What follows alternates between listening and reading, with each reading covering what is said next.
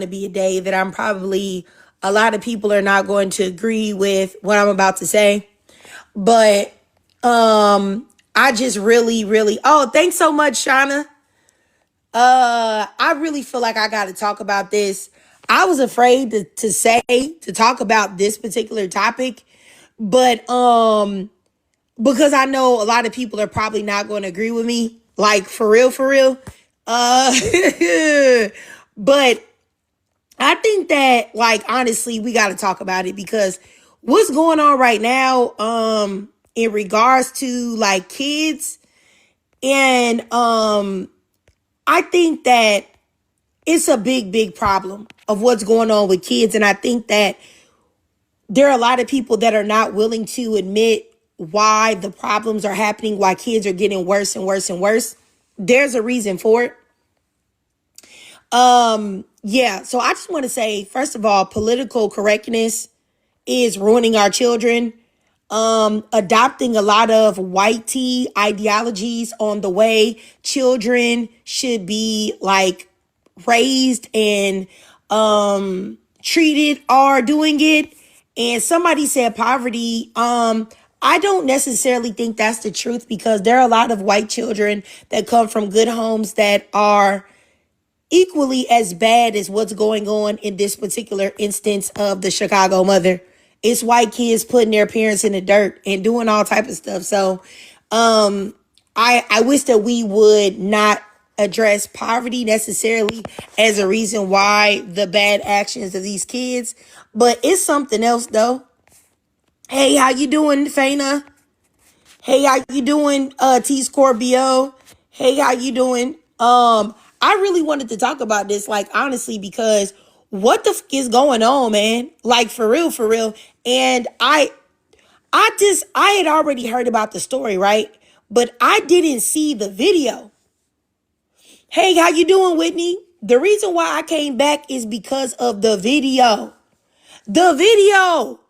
Now, first of all, I'm going to tell you right now, I would have donkey punched them kids, okay? I'm talking about, huh, yeah, bow, bow, bow, bow, bow, bow, bow, bow, bow.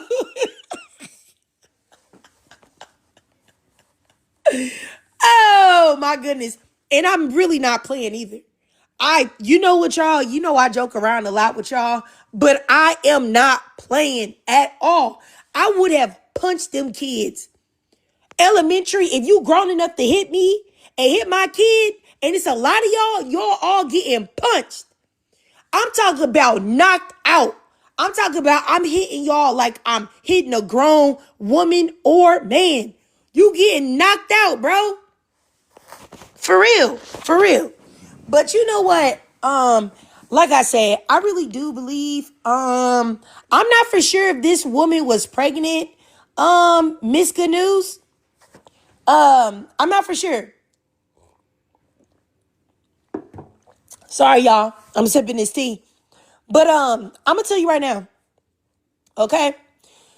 The reason why a lot of these kids are being bad is because it's a lot of people not being parents no more. Also, everything goes. Everything goes. And I'm talking about everything. You got people now, when you tell, like, the whole situation where that one lady went to the wedding with her titties out, and everybody was saying, like, hey, you know what? That's not appropriate for you to be at somebody's wedding with your titties out. And it was a whole bunch of people like, oh my God, like, you're shaming her. We should be able to do what we want to do. Why? I really think that because of right now society and how you have to say that everything goes, everything is shaming. You got shame. Oh, I'm kink shaming you because you want to play in poop. That's not just you just coming out and just telling somebody that's nasty and disgusting and they need their head checked. But this whole anything goes. I'm afraid to tell my kids no. I got to gentle parent my kids and not tell them, hey, didn't I tell you to go do them dishes? Go in there and do them dishes. Like, I really feel like that's the reason why so many kids feel comfortable in doing things like this. Like, honestly and truly. Because there's no way in the world kids in elementary shouldn't have a healthy enough respect. You can say fear if you want to, but a healthy enough respect for adults that they don't try that. But the reason why they try it is because everything is okay in American society. Everything. You can't say nothing wrong. You can't say nothing bad. You can't say nothing nasty. You can't say something that you're not supposed to do this or that because it doesn't look appropriate. You can't say nothing or do nothing anymore about nothing. You got people that telling their parents for punishing them, for putting them on punishment. Oh, why are you doing that? Why didn't you talk nice to them? Because they don't deserve to be talked nice to at the moment. Because they're not acting nice. But like, I really do think that it's the way people parent their kids. And also it's about them tablets, them phones, allowing your kids at young ages to be exposed to things that they're not mentally ready to be exposed to. Letting them have a tablet and just look at whatever. You don't got no screen time blocks on there. You don't got no content blocks. You letting them watch whatever, do whatever, act however. You're showing them adult behavior in front of their face. You cussing, hooting and hollering, freaking out in front of your kids. And that is all changing their psyche and their psychology of who they are. That's what's happening. And that's why these kids are acting and behaving like they think they're grown people. Like, and I really do believe that. People got to step their parenting game up and stop worrying about being politically correct. Because like I said before, if this had been me, them kids is getting donkey punched. Yeah! Superman on that hoe. Yeah. Oh my goodness, I gotta stop. I'm serious though. Like, I am going to hurt you. Oh my goodness. Let me tell you something. This was back when my oldest daughter was in middle school, right? We lived in another state than what we live in now. So we lived in like this, like the HOA housing community or whatever. And these girls, it was 2 black girls, 1 white girl. They did not like my daughter for whatever reason. I don't know why they didn't like her. But I seen them outside and they put some trash on the front of my doorstep and walked away. It was like 2 pizza boxes and something else. And so I went outside and I said, why y'all put this pizza box right here? And they was like, oh, we was just trying to be funny to your daughter or whatever. I said, get that pizza box and take it with you. Don't put nothing on my door, right? So they get the pizza box and pick it up and put it in somebody else's trash can. So the 2 black girls start talking crazy to me. And the little white girl just laughing. And I said, who are your parents? Who are they? I want to know right now. So they start acting like, you know what I'm saying, they not going to tell me or whatever. The white girl gets scared. She tell me who her mama is. So they all still walking together. So I make a note. I know who the white girl mama is. She gave me her mama phone number. I call on my phone and tell her mama what she was doing. Her mama said she was going to deal with her. Right? So then I call one of the other black girls, gave me her mama name. I call her mama, told her mama what was going on. The last black girl would not tell me who her mama was, nothing. She like, I ain't telling you nothing. I don't got to tell you nothing. You know my mama did it. I told her, bet, cool. I'm going to walk with you around these houses until you go home because you got to go home eventually. So I'm going to walk right next to you. So I'm walking right next to this girl. I think she was like maybe 12. So I'm walking next to her. She talking crazy. She saying all this stuff. And I'm telling her, like, I don't care what you say about nothing. I'm going to see your mama today. But I'm just telling you, because she was acting like she was going to hit me. I said, but if you put your hands on me, I want you to know I'm going to put my hands on you back. She was like, oh, you can't do that. You can't do that. I'm a kid. I said, I don't care that you a kid. You put your hands on me. I'm going to put my hands back on you. And I said, then we going to go get your mama. And I'm going to put my hands on your mama too. So we walk around, the whole housing community is huge. So walking around. She's still talking all this stuff. Some other kids come around, ask what's going on, because the other kids didn't snitch. I told them I'm waiting for her mom. They saying whatever. So eventually, long story short, she ends up going back to her house. Her mama not there. Her brother is there. I tell her little brother what the problem is. He like, okay, well, my mama be back here soon. So I come back in about an hour. Her mama there. Cause she was telling me like, oh yeah, it doesn't matter. You went to my house. My mama not gonna do nothing. My mama not gonna do nothing. Da da da da da. So I go back there and the mother come out and I tell her everything that happened. She like, my daughter did that. I'm like, yes, your daughter did that. So she like, well, I forgot what she said. But at first, I don't feel like she was giving it that much attention. But the way I was acting, I'm sorry, I have a temper. So I was acting like, it was a problem. So she made her daughter come out and apologize.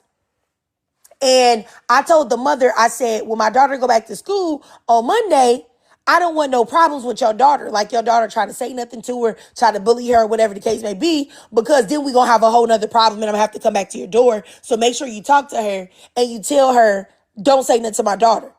So my daughter came home on Monday and told me that she saw her in the hallway and told her friend, oh, I can't talk to her or say nothing to her because my mama told me if I do, I'm going to get in trouble. But that's all she said to her.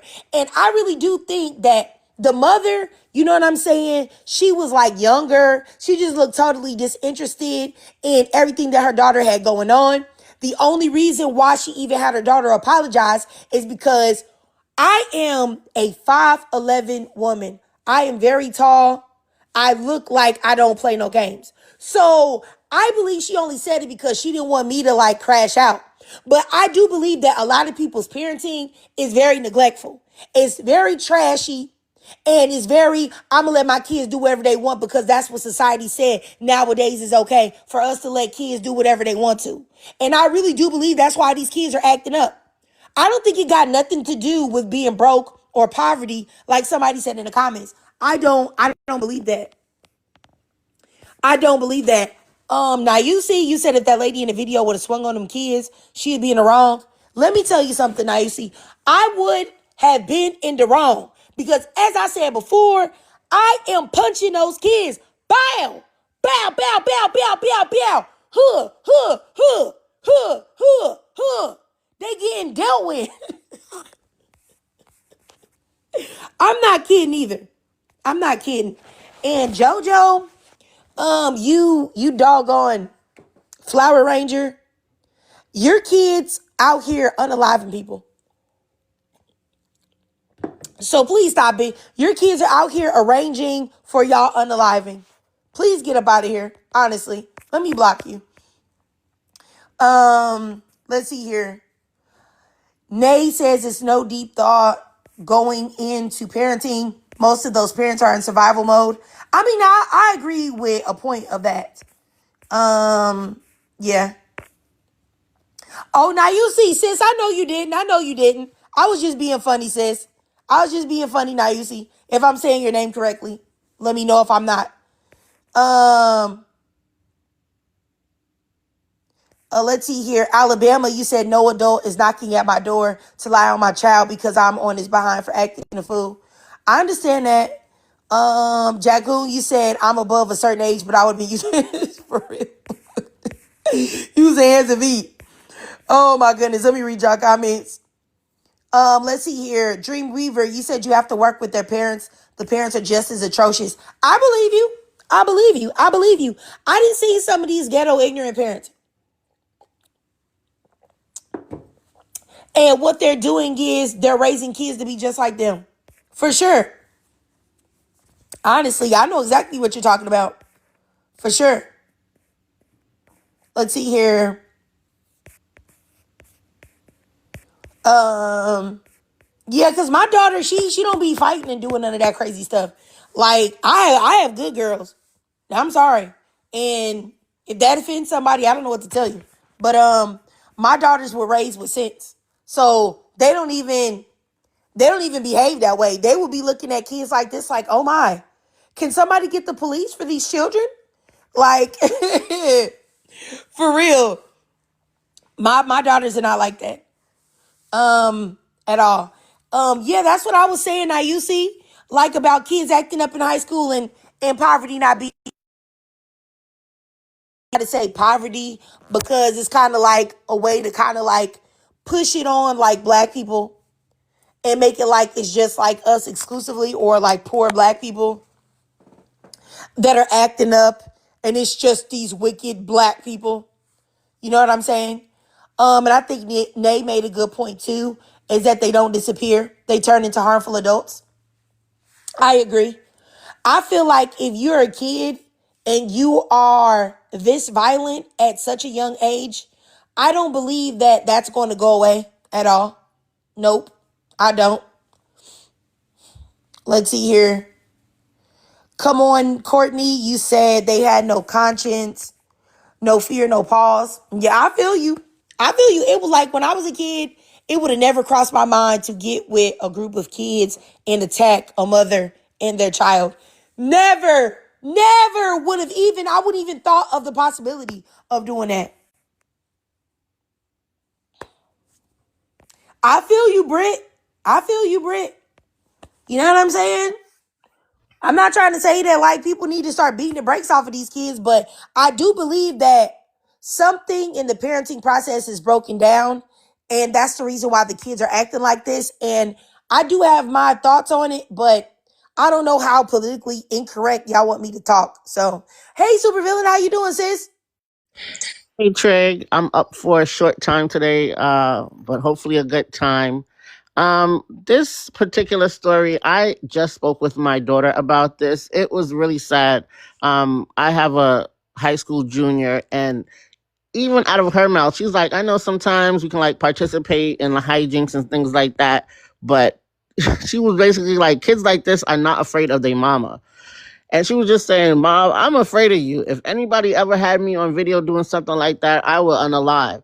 And this is the thing. A lot of these kids are not afraid of their parents. And you're right, the political correctness. I mean, I don't think it's bad for kids to fear their parents. Not fear in a way where like it's an abuse, but fear like y'all gotta take away these phones, these tablets, cut off the Wi-Fi, just do it for no reason every once in a while, just to reign your authority. Because this story, and then what's that? The other story with the two kids, elementary school kids that abused the 5-year-old girl. Like these things are starting to be too common, and I feel like we're not angry enough about this. For them to attack an obviously pregnant woman and her special needs child, elementary school kids.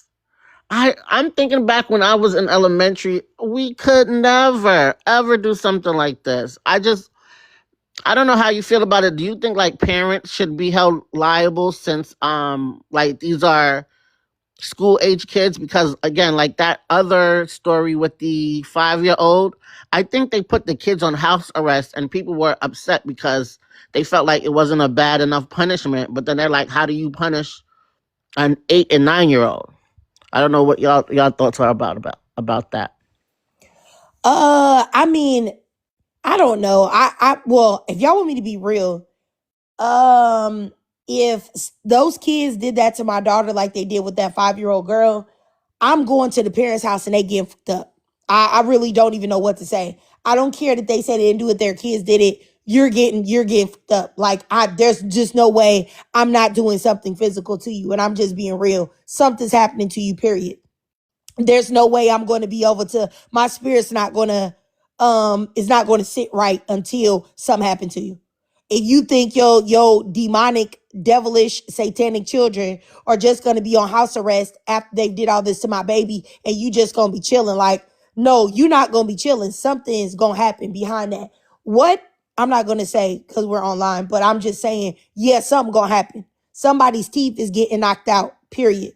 But as far as regards to like this situation here, like I do believe the parents should be held responsible as well. But once again, like when these things are happening and they keep happening, even when you see, like I saw a video on Twitter of white girls, it was like 6 white girls and a mom, a white mom. and they went to a school outside of a school to jump this black girl, little black girl. And they're like jumping her, stomping her, kicking her, and everything. It's all white girls beating up this one black girl. So I just want to make this clear that I don't believe that it's a racial issue. I think it's an issue with the fact that everything goes now. Like I said, you got girls that I seen in the mall, right? With shorts on, with a butt out. Like their literal butt out. And it's like, okay, you do know that you're in a mall, and this isn't about looking at my man or somebody else's man, looking at your booty or your body or being jealous. It's about there are no limits and boundaries in societies anymore. You got women literally wearing shirts with their areolas exposed, like straight nipple, not a pasty-on, not a nothing, just straight nipple, straight butt crack showing, straight vajayjay showing. You know what I'm saying? People, you talk to people about like scat play, people that like enjoy playing with boo-boo, right? And then you tell somebody that's disgusting and somebody tells you, oh, you're kink shaming. When no, I'm not kink shaming you. That's actually disgusting. And I think that, I know that seems like it's unrelated, but it's actually related because that same ideology goes in parenting. People feel like you can't say nothing to your kids. You can't do nothing to your kids. Everything is shaming your kids. Everything is being mean to your kids. You can't raise your voice to your kids. I'm talking about like, and I'm not talking about yelling at them, cussing at them, or treating them bad, but like, yeah, didn't I say to do them dishes? Go in there and do that or whatever. You can't do that. You can't punish your kids. You can't take nothing away from them. Oh, I'm just supposed to gentle parent them and be like, oh, there. Like all of that is the reason why kids are getting worse and worse and worse. But nobody wants to accept that because everybody wants to adopt a white way of raising kids. And make no mistake about it. Anytime black people talk about all that bush, you know you got that from a white person. You know that you did. And I'm not saying that you need to be out here doing what some people's parents did back in the day, beating your kids with like switches and extension cords or anything like that, because I don't do that and I would never do that. And it did happen to me. And I don't agree with that. But what I'm saying is that there's still discipline that needs to be put in place. And nobody is doing that. Nobody is disciplining their kids the way they need to be. And that's the reason why it's happening. Like, oh, I can't take their tablet. Oh, they have a right to do this. Oh, this, that. That's why it's happening. You know what I'm saying? And then not to mention, now everybody exposes their kids to everything. Like, I remember when I decided to take my oldest daughter out of school, she was in, I think, 4th grade. And she said that kids were shaming her because she did not watch Power. Power with what's his name? I forgot. Omari Hardwick and 50 Cent and all of them. I was like, in what world should a 4th grader be watching Power? Of course my baby don't know nothing about no Power. She's in 4th freaking grade. And that's another reason, like allowing the kids to see everything, do everything, be exposed to everything is making them feel like they grown. The kids see corn and adult material. And according to, Google, a lot of them see that type of stuff in 2nd, 3rd grade. Is their first experience with seeing that type of content. You know what I'm saying? People's parents don't have no blocks, no screen time, no nothing. That's in my opinion, that's why. But okay, go ahead, supervillain. I'll go to you and then I'll go to Courtney. Thank you. I'll be quick and just a couple points. With the screen time and the blocking of images, that is so important.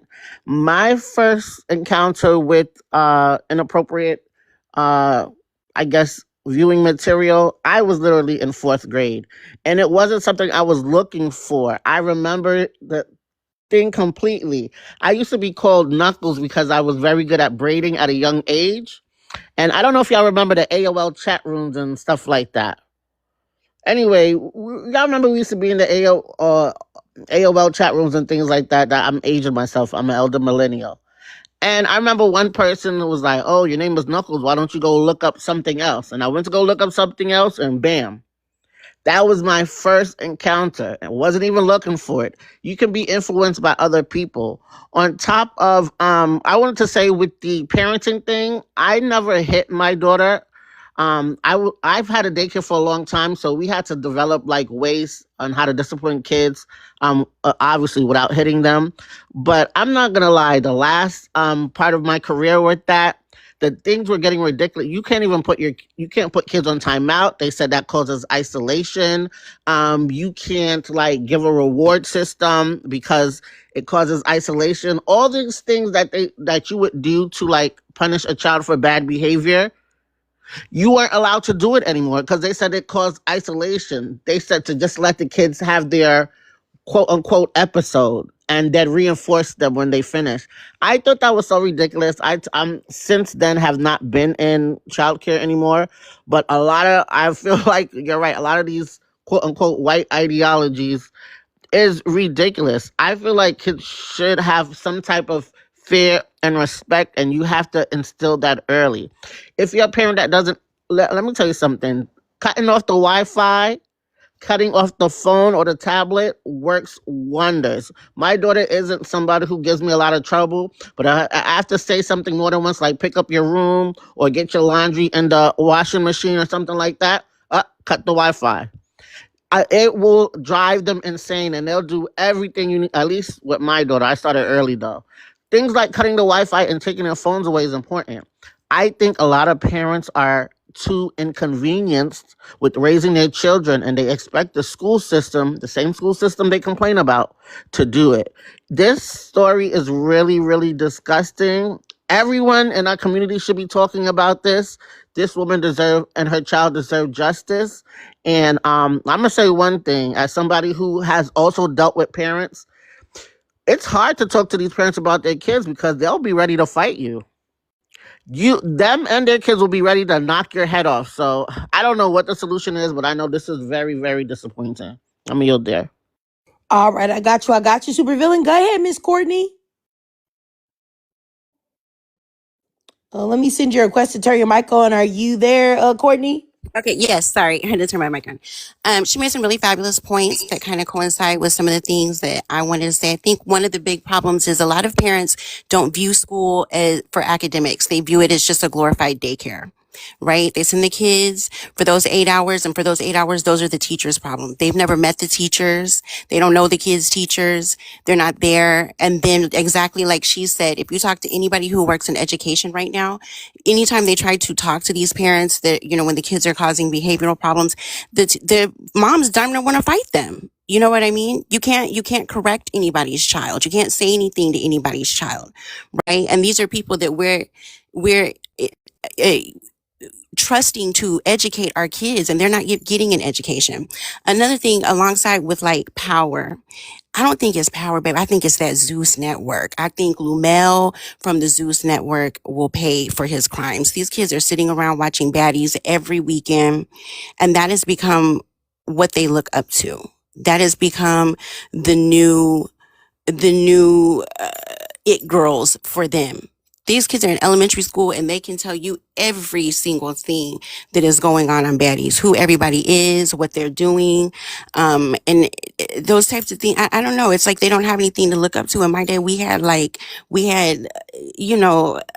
different world. We had things like that, and there's just nothing positive for the kids to look up to now. And they're just grown. They're on the phone. They have too much access to anything. My nephew's 8, and they caught him looking at corn, you know what I mean? And it's not like it was back in the day. It is violent, extreme stuff. I don't even know who wants to see that or why it's being recorded, but it's there. And the accessibility to it at any kid's age. Yes, our phones come with parental settings. The ability is there. These parents are not putting parental settings on the phones, and they're not checking them either. These kids they're not even being raised. They feed and water them like a house plant, send them off to the teacher, and call it a day. I think it's very scary when we get to a point where these kids don't have any innocence. They had no fear to do that. There was no pause. They didn't have to stop and think about doing it. They just did it and were throwing bows like they were at the club. And that is very scary to me.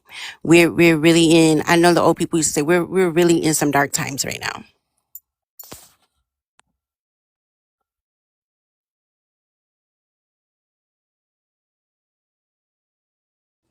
Man, I agree fully. You just like killed. Wait for the host. Trey, you're muted. Oh, sorry. I'm sorry about that. I didn't know I was muted, y'all. I was just a bumping my gums. I was just saying to Courtney, like, I definitely agree with what you said. As far as the baddies thing, for sure. The only reason why I mentioned Power is because Power was what was popping when my daughter was in 4th grade. That was what the kids were using to shame her, to say that she didn't know anything at that time. That was back then. She's an older teenager now, but I'm saying back when she was in 4th grade. But yeah, I totally agree with everything that you said. Let me keep going. I'll go to here to Liberty. Before I talk though, I just want to make sure that everybody in this chat is a Black person. If you're not, please just go ahead and drop. Because I'm only talking to Black people about this. All right. Go ahead, Liberty. Let me start your timer. Go ahead, Liberty. Yeah, you can go ahead and drop me. I'm not Black. Oh, okay, yeah. You had Liberty 1776. Like, honestly, like, what would make you think that I would want to hear your thoughts on anything? Honestly, what would make you think that? I just thought it was Oh yeah, like yeah. You just thought, yeah, you just thought wrong. Yep, I blocked him. I don't even understand what would make that man think that. I really don't. I have no idea what a white man with 1776, which is also a racist dog whistle, would ever in his life think that I want to hear what he has to say. Like, about, never mind. I'm not even about to go off on a rant and talk about this man, but I'm just saying, like, the white men have far more to be worried about. They have to worry about why they can't keep their hands off kids, why they keep touching them, why they make up the highest instances of men that buy and produce child abuse material, 85% of them. There's so many things that they have to worry about than worry about this right here. They're part of the problem with the kids. Anyway, let me just keep going. Go ahead, the red factory. Go ahead. Let me start your timer, sir. Go ahead. Oh, I guess I didn't really need 2 minutes to say that. I was just agreeing to what y'all were saying. I really just came to just hear like-minded people because honestly, I just feel like it's really just kids raising kids. And that's just me as a parent. Like, it just seems like people are too young minded and they haven't matured or healed, and they're barely raising their children to be respectful to their peers, and literally they're going outside mimicking things that they see on TV or their other lesser friends are doing, and it's just causing more confusion and pain. Like, it doesn't heal anyone. And now people are literally, it's kind of weird because like as a parent, like I do want justice, but the things that I do hear about how these kids need to die, it's like, whoa, like that's too extreme. Maybe they just need their butt whoops and the parents need their butts whooped, but to die, like, I just think that's just too extreme. But like I say, as a parent, the fact that I found out that someone's younger daughter, her hair was ripped out, and I just looked at my daughter like, wow, I know I'm gonna go to jail that day, but I'll go to jail, with a big smile on my face. I wouldn't have no regrets about it, protecting my family. But yeah, just sum it up, it's just really, I just feel like it's just children raising children these days. Oh, okay. I got you. The red factory. I mean, I definitely agree with what you're saying. I don't advocate for the unaliving of anyone, but I don't know. I feel like, let's just say this. This is also going to be politically incorrect. If I was ever going to advocate for the unaliving of somebody or some children, it would be the children that did that stuff to that 5-year-old girl that left her for dead. Like, I don't know. I can't find it in myself to feel any type of pity for them if that was to happen. And because I would be a liar if I said that if that was my child, that I wouldn't want them in the dirt. I'd be lying if I said that. I really would. So I do believe that certain things that you do comes with a certain type of consequence and penalty. And that's just what it is. And I don't know, but I don't want to talk about that because like I said, that probably is a lot. But I really do believe that. Like you leave somebody for dead, then yeah, that pretty much I think that should be reciprocated towards you. I don't you old enough to do it, you old enough to pay the consequences and the price. And to be honest, I think their parents should also pay the price as well. You know what I'm saying? Like, they should, because there's no reason to leave that little girl like that. That's crazy to leave that little girl like that. But let me keep going. Oh, and also I wanted to, we can talk about this later, but what Courtney brought up, baddies, that's a definite problem too. I made several videos about this on my YouTube. Any black woman, if there are any black women in here, if you subscribe to Zeus Network and you watch Baddies or Jocelyn's Cabaret or any of that filthy, disgusting programming that is rooted in ruining the psyche of young black girls and young black boys, you are absolutely, not only are you an idiot, but you are adding and participating in the destruction of the youth in the black community. For real, you really are. You are just as bad as a white tea supremacist. For real, you're just as bad as a white tea supremacist. Okay, let me go up here. Go ahead, Coach T. Hey, good morning, Trig. Good morning, everybody. Hey, sis. Chat on the panel. Make sure y'all tapping the screen like in the live. Make sure y'all sharing out the live. I have some blanket statements to make, but can you explain to me, Trig, what happened? I'm out of touch. Oh, this mother in Chicago, she got jumped, her and her son, by a whole bunch of elementary school students. It's a video floating around of it. How old is the son? Oh man, can somebody say in the comments? I think he's under 10. Okay. And how many kids? Special And how needs, old? you think? He's special needs too? That's what I heard. Saw in the 8 comments. or 9, they 8, said, okay. Coach 8, T. 9. Lord, 6, 7. We don't know. What was the conflict? I'm not for sure about that. They were just saying that she got jumped by these elementary school kids. You know, kids being looking for some bullying or some content for whatever their social media platform is. They just attacked her for no reason is what they're saying. They of course, you know, the investigation is still at large, but they just decided to attack. I guess they saw a special needs kid and the mom trying to protect her and they decided to attack her. Well, Let me okay. step in. I'm Oh, from just one Chicago. second, I'm you guys. sorry. I'm Hey, sorry. everybody. Hi, hold on. Let me say this to Zola D Muscuti, Hi, whatever your name Zola. is in the Yeah. comments. Let me tell you something. You're a bird brain. You're a ignorant ghetto hood booger bird brain heifer. Because if I'm sitting here talking about not watching baddies and you're over here talking about throwing tomatoes, I already know that you don't have nothing in between your ears but the tomato you throwing, goofball.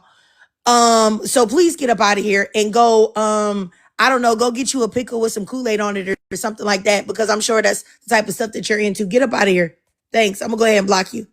All right, get out of here, bird brain. And I don't have any problem with pickles with Kool-Aid. I was just trying to be funny. All right. I thought that, yeah, Trig, look in the comments. Zola, I don't personally know Zola, but I follow her content.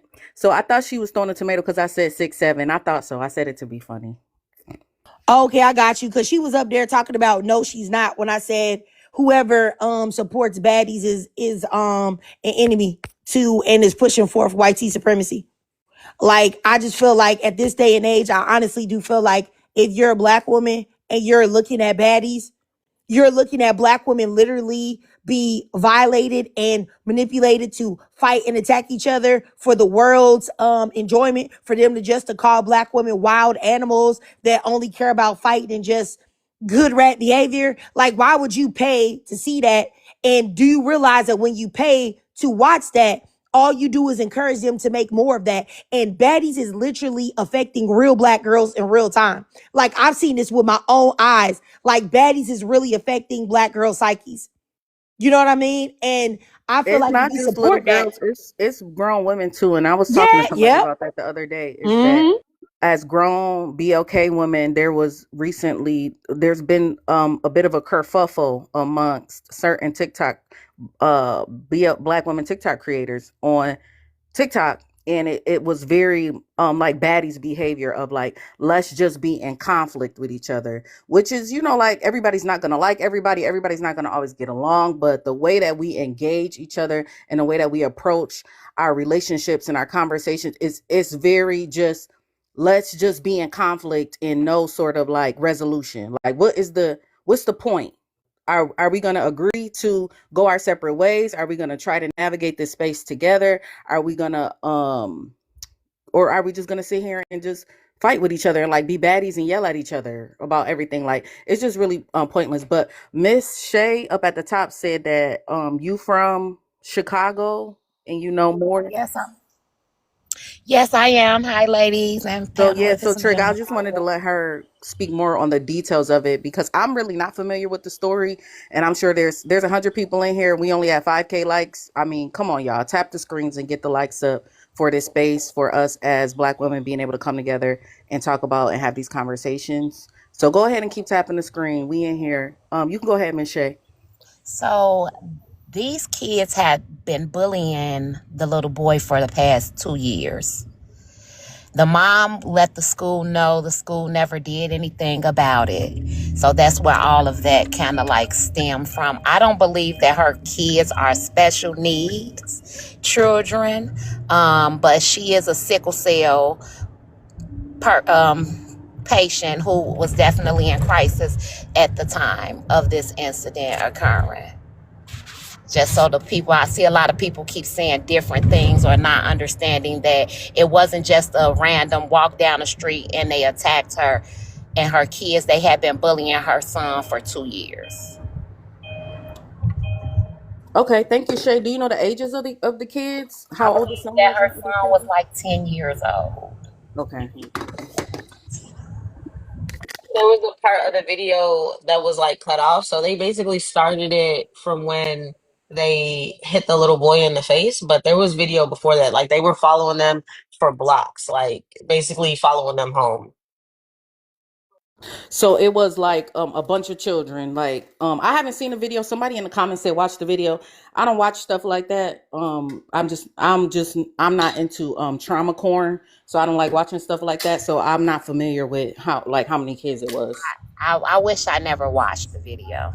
You That's definitely shouldn't watch it. Yeah, I'm bad not gonna, it yeah, I is. don't watch. I don't. I stopped watching videos and stuff like that when the police was, you know, I think who was it? I think it was Corinne Gaines. I stopped watching videos and stuff like that. It'd be too much. But was it like 10 children, 20, 30? Like how many kids was it? Definitely 10 15. plus. It was a lot of them. Oh, okay. All right. Yeah, I just wanted to just get some more information around it, so then I'll make my blanket statements. Trick, go ahead and put a timer for me. The panel is getting full, so I just want to be mindful and respectful. Everybody, time. Appreciate you. Y'all keep tapping. Come on, y'all keep tapping the screen. Come on now. It's over 100 of us in here. Come on, get the likes up. But I'll make a blanket statement just in particular around the conversation of parenting and like people, kids. I don't mean to laugh, but it reminded me of that video of that man. They interview him on the news, and he like, where her mama at? Where they parents at? Where the mama? You know, like that kind of energy. But I'll say when it comes to like parenting and kids, it just seems like the bar is truly so low. It's so low when it comes to the overall health, well-being, and care of children, and not just in our society, but specifically in the Black community, from just how these children are conceived to how they're raised or how they're reared, how they're loved, poured into. It just seems like our culture is so male centered that we can't do what we need to do in order to be better and do better for our children and really pour into them and give them the things that they really need to be people or individuals who can be in the world and make better decisions. Like this is poor decision making. Like, there is, I forget what the term is in psychology, and I know we got some social workers and psychologists in here because Black women, we educated. But it's kind of like a group think type of thing, and it's like a synergy. Like it's a phenomenon where you get a bunch of people together and they just start feeding off of each other, and it becomes this menacing thing. So you have a group of children who just nobody was able to say, maybe we shouldn't do this. They just, yeah, herd mentality. Maybe we shouldn't do this. Like we should. And it's really like sometimes all it does take is one person to be like, yeah, this is lame. Like this not cool. Like I'm not going to participate in this. And that's very hard to do when you don't have the confidence and you're not poured into as somebody who can, make your own decisions or, be a better person or decide that, what, I don't need to do what my friends are doing in order for us to be friends or for us to hang out or whatever it is. But I definitely think that it's a bigger problem than just in the home. As a whole culture and society, we do not care about children. That is evidenced in every community, from Epstein to Diddy to Robert Kelly to we can run it down about how much we do not take care of and care about children, period. Even from the Black mothers who were being mistreated and they're in labor. And I know y'all have seen them videos. We do not care about children. All right. I got you, Coach T. I just wanted to say to a couple people in the comments, first of all, coffee with cream, I'm a little confused because you're saying like she shouldn't have had 3 kids or whatever, and that she's not healthy and things of that nature. I don't really think that's the point. And I do think that is a problem I feel like with the Black community sometimes is that when something happens to a Black woman specifically, she always has to be a perfect victim. We have to talk about what she's doing here, what she's doing there, what she's done, this, that, and the third, other than just collectively saying, hey, that was wrong and that was terrible, that's what's happened to her. You got a white woman that sat there and called a Black boy the N-word with the hard R on the playground and was filmed doing so. And what did the white community do for her? Raise $1 million for her. But anytime we talk about a Black woman experiencing any type of trauma, we have to break her down and put her in the dirt before we give her even a minute sense of, consideration or empathy. And I really do think that that's gross. Honestly, I really think it's nasty. And I think that as Black women, we've got to stop doing that. Period. It doesn't matter if this woman had 3 kids or not. What matters is she was attacked by a whole bunch of wild animal children and she was harmed and so was her child. That's the most important thing. The second most important thing is that when, and I know that we're talking about this right now as the Black community because we're Black people, but I find that when we have conversations like this, somehow people might slide it in there that this is just Black people doing this. And it's not. There are plenty of white people and white kids acting up, doing things crazy, wild. Look into it. It's the truth. However, I think that when something happens in the Black community, a lot of things get put on Front Street very quick because people like to use Black people as look at those animals. Look at those animals. They don't know how to control themselves. They're not doing this, But I don't want to use that idea because I know that happens in order to take accountability away from these children and away from the things that we need to be doing in the Black community because we do need to be fixing things. And my thing is that I really do believe that we have got to stop entertaining programming that is strictly fed to us for us to curate our own demise. Like Courtney was saying, Zeus Network, Baddies, Jocelyn Cabaret, all of these things that even though young kids are not supposed to be watching it, it is marketed to young people on purpose. It is changing their psyche and what they think is wrong and right and socially acceptable and glamorizing violence and getting physical if somebody does one thing that you don't like, honestly and truly. And Wait a minute. I let me see the lady in the comments again. I You know what? Coffee with cream. You said if she unalives, which is a problem in the black community, who is going to take care of those kids? Coffee with cream, respectfully, I don't think that you care about the kids and what happens to them. Because anybody can lose their life any day at any time. Life isn't promised for any of us. There are people that go to work and don't come back home. There are people that go to sleep and don't wake back up. I don't understand the correlation of what you're saying. I think that that's a disgusting thing to say, coffee with cream, honestly. And I think, never mind, because I don't want to say what I want to say to you, but I'm just going to say that what you're saying is absolutely disgusting. It's tone deaf. It's a lack of empathy that you're having. And I think it's disgusting. Honestly and truly, it's disgusting. You got to do better. Honestly and truly. And I think that that's another thing that I find with some black women that come in my spaces or whatever, is that y'all have like all of this like energy, aggressive energy for men, and that's fine. But you also have this aggressive energy for women that have like children or are like in relationships and stuff like that. And I think it's rooted in some type of unhealed trauma, but it's something that y'all got to deal with. Honestly, coffee with cream. Like, your comments are disgusting and disappointing. Who is and y'all can block coffee with cream if you like. Yeah, whoever's in my mods, if y'all want to block her, you can. I If you muted don't, you don't coffee have with to. But if you cream. want to, you can.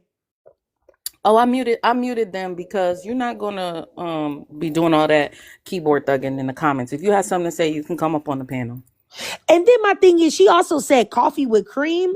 So I'm thinking, maybe she's biracial. Swirler, yeah. Mm-hmm. And or swirler. And I find that, and there's nothing wrong with swirling. You know what I'm saying? I don't do that, and I wouldn't do that, but I don't think there's anything wrong with it. When I say swirling, I'm talking about white tea people specifically, because ew. But I'll say that a lot of them, they have, especially the biracials, have a very reduced sense of empathy when it comes to black women, specifically monoracial black women. So maybe that's why, because you already know that it's some type of mental issue that you would call yourself coffee with cream anyway. Like, why would you make that your entire identity? There's already something mentally off with you, with that being said. You know what I'm saying? Yes, and I agree with Miss Positivity that they hate when black people come together. The fact that we're trying to talk about something that's a community issue and the ways to fix it, I think that triggers, if she is biracial, the white side. It gets enraged because white people don't like to see black people do anything positive together. But anyway, what, somebody held the hand, the hand up. Who was that? That was me. Okay, go ahead, Miss Anna. Um, I just wanted to say I really like this panel. I like this live. It's you're saying some very profound things. Can we curse? Try not to if you can, because I upload these lives to YouTube. Yeah, that's a okay. I'll try and be as unproblematic as possible. But I don't think that political correctness is necessarily ruining children. I think it's more so the pushback against political correctness. Um, I am a firm believer in gentle parenting. I'm also from Chicago. I live like 15 minutes away from the incident where this happened, and it's been everywhere. And I've been seeing a lot of dialogue on Facebook, on social media, period, about this incident. And one of my friends, he's a community organizer, and he posted that showing up to the school is not going to do anything. And I'm like, honestly, we need to get back to like the village mentality that we used to have and start surrounding these issues with people from the community, and maybe it won't happen anymore. Y'all talking about, putting belt to ASS and, beating up the kids and doing all this other stuff when we really should be, organizing more, making sure that kids have resources, making sure they have the proper mentors, making sure parents have the proper help, access to better healthcare, access to better education, more programs. Like that's honestly what the community needs instead of people, trying to form a mob to beat these kids up. Like, what are y'all doing to help the issue? And I feel like if we started to like lean more towards political correctness in a sense where maybe not political correctness, but maybe more towards our village mentality. Give me my charger. Um, then maybe that would help and maybe it would stop incidents like this from happening again. But I land with that.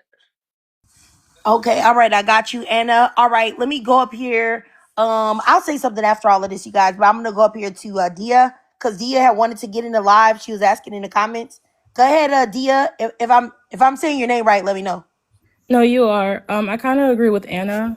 I think that political correctness isn't ruining our community. I think it's the lack of.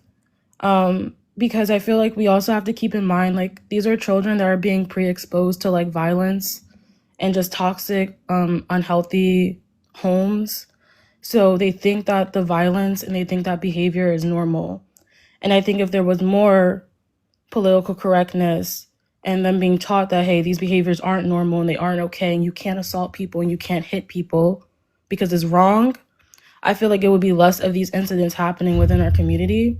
And like the same can be said for other communities, like especially like there are so many white young teenage boys committing mass shootings. And I feel like it's because they're falling down these alt-right anti-woke pipelines. And if there was more political correctness, then there would be less mass shootings.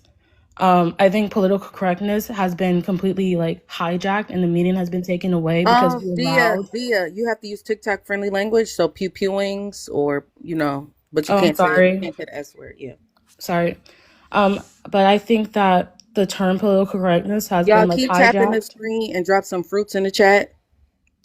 Sorry. I think that that term has been like hijacked by very performative, like white activists who have diluted the meaning.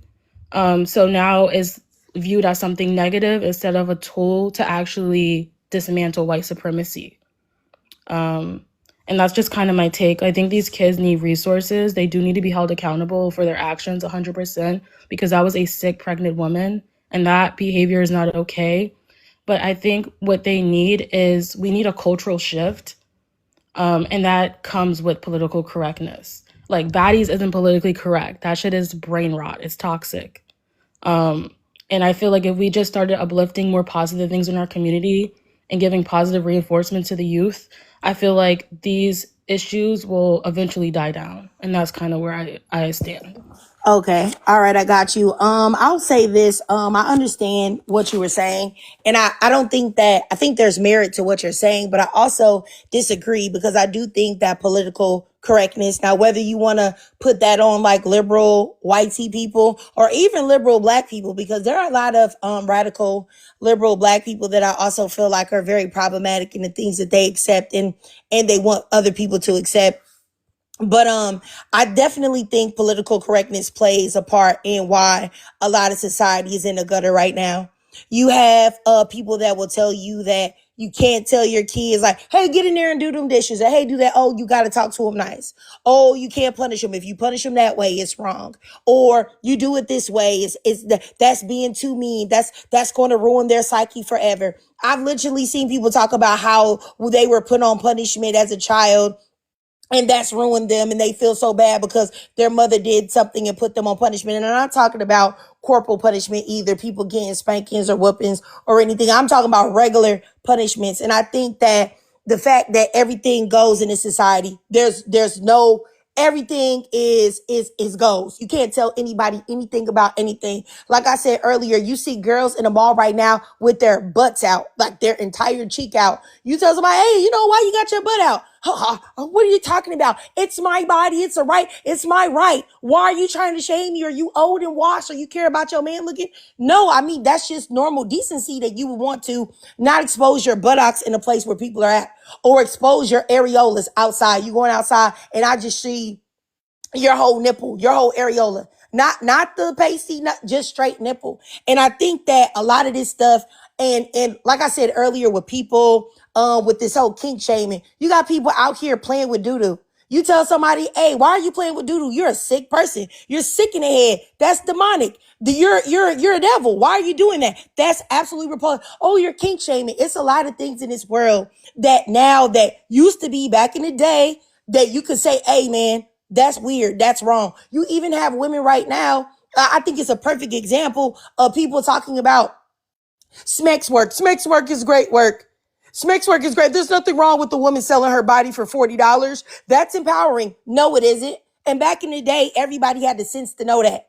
Women were selling their bodies because they had to, and it was a last resort. But now, because of political correctness, we can tell women that will let any man hit for $40 that that's empowering to her, and that's a great thing. Even though deep down inside you wouldn't want your mama to do it or your daughter to do it, so you know that something is not right with it. So like I said, there is a problem with political correctness and people being afraid to say something is wrong without, for fear of being called, oh, you're mean. Oh, look at you. You're judging these people. Oh, you're phobic this, you're phobic that. You know what I'm saying? There is a reason why all of these things are happening. And this increase of disrespect of the children is at an all-time high. And when new behavior starts popping up, and people start behaving in ways that they weren't previously, you have to think, well, what have we been doing differently that's causing these actions? There's a reason behind it, and that is one big reason. Not to mention social media, lack of parenting, people being distracted, the tablets, the phones, people just letting their kids be exposed to a whole lot of adult material before they can mentally comprehend even what they're seeing. But definitely political correctness and the erasure of morality and saying that anything goes and everything is moral, even things that we know are immoral and harmful to women, like prostitution, is causing us a huge problem. And I think to ignore that or to say that we don't know that's causing a problem is just going to cause what? More problems at the end of the day with the kids, because the kids that I know that are well behaved, their parents put some rules in place, and it definitely wasn't rooted in a lot of the stuff that new age parents think is okay. And once again, for anybody to say, I'm not talking about whooping your kids or getting no switch or extension cord to beat them or anything of that nature. So I'm not talking about that. Dia, you want to respond short? Yeah, go ahead. Yeah. So I feel like a lot of the things that you just said are kind of like proving my point of the term being hijacked, because political correctness isn't like just You breaking up. the term political correctness. Basically, like the term political correctness, like what you just said, kind of proved my point of it being hijacked, because that's not what it is. What it is educating people on racial inequalities. That is what the term came from. It didn't come from justifying This all is what these I'm, Dia, crazy let me immoral interject. things. This is but Oh, let me I just please let me interject. finish, No, please. I'm I'm not going to let you sorry. finish. I don't know you. You never been up here before. And I see Anna in the comments too, that you put like new age parents, LMAO. I don't know what, never mind. I'm going to try to calm down. Coach T, you already know. Um, I don't know either one of y'all, but I do know that if y'all want to be funny, I can be the funniest, Anna. And as far as Dia, as you go, I interjected like I do sometimes to clarify a point that I'm trying to make so that you can understand what I'm saying. You mentioned you're mentioning the hijacking of political correctness in order to like counter what I said. It doesn't matter what political correctness used to be. All that matters is what it is now. And what I'm saying is the ideology that is behind what it is now is causing issues amongst children and amongst the Black community and everybody else's community here across the world is what I'm saying. So I'm confused. But you can go ahead. If you would have let me finish, you would have understood where I was coming from. I understood exactly where you were coming from. I just disagree.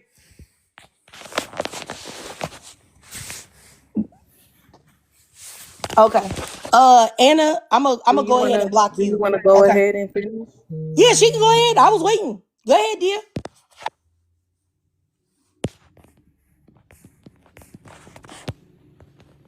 Is she talking or am Am I not hearing it? I don't hear nothing. Oh, she just Oh, left. she just thought you were about to block me. Oh yeah, I'll block you right now, Anna. Goodbye. Have a great day and a great life. See you. I blocked you right now. Have a great day.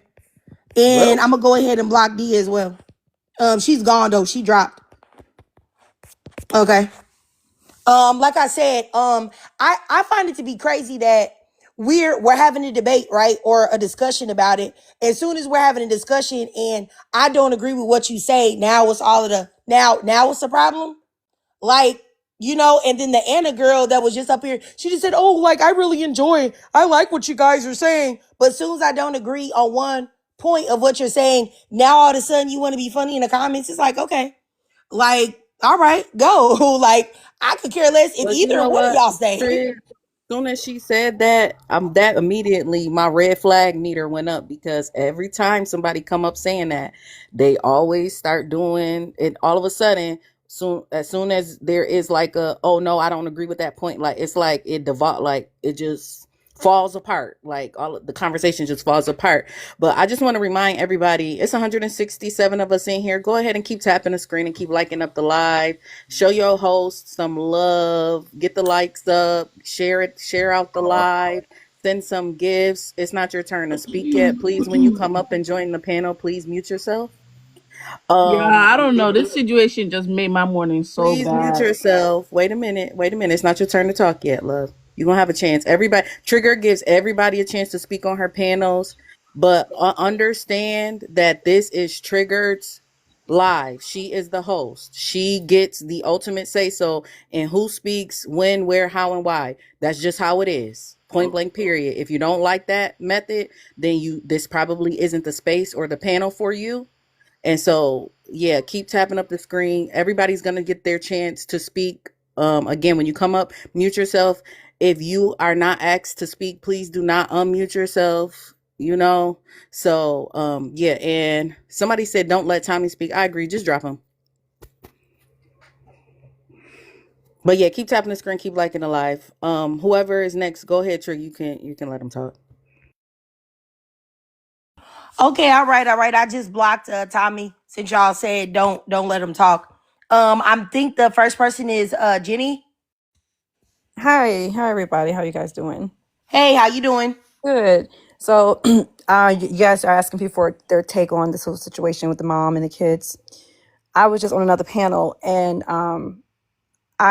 this whole situation breaks my heart. I sort of also sort of apology, well, fake apology from that little girl and her mother.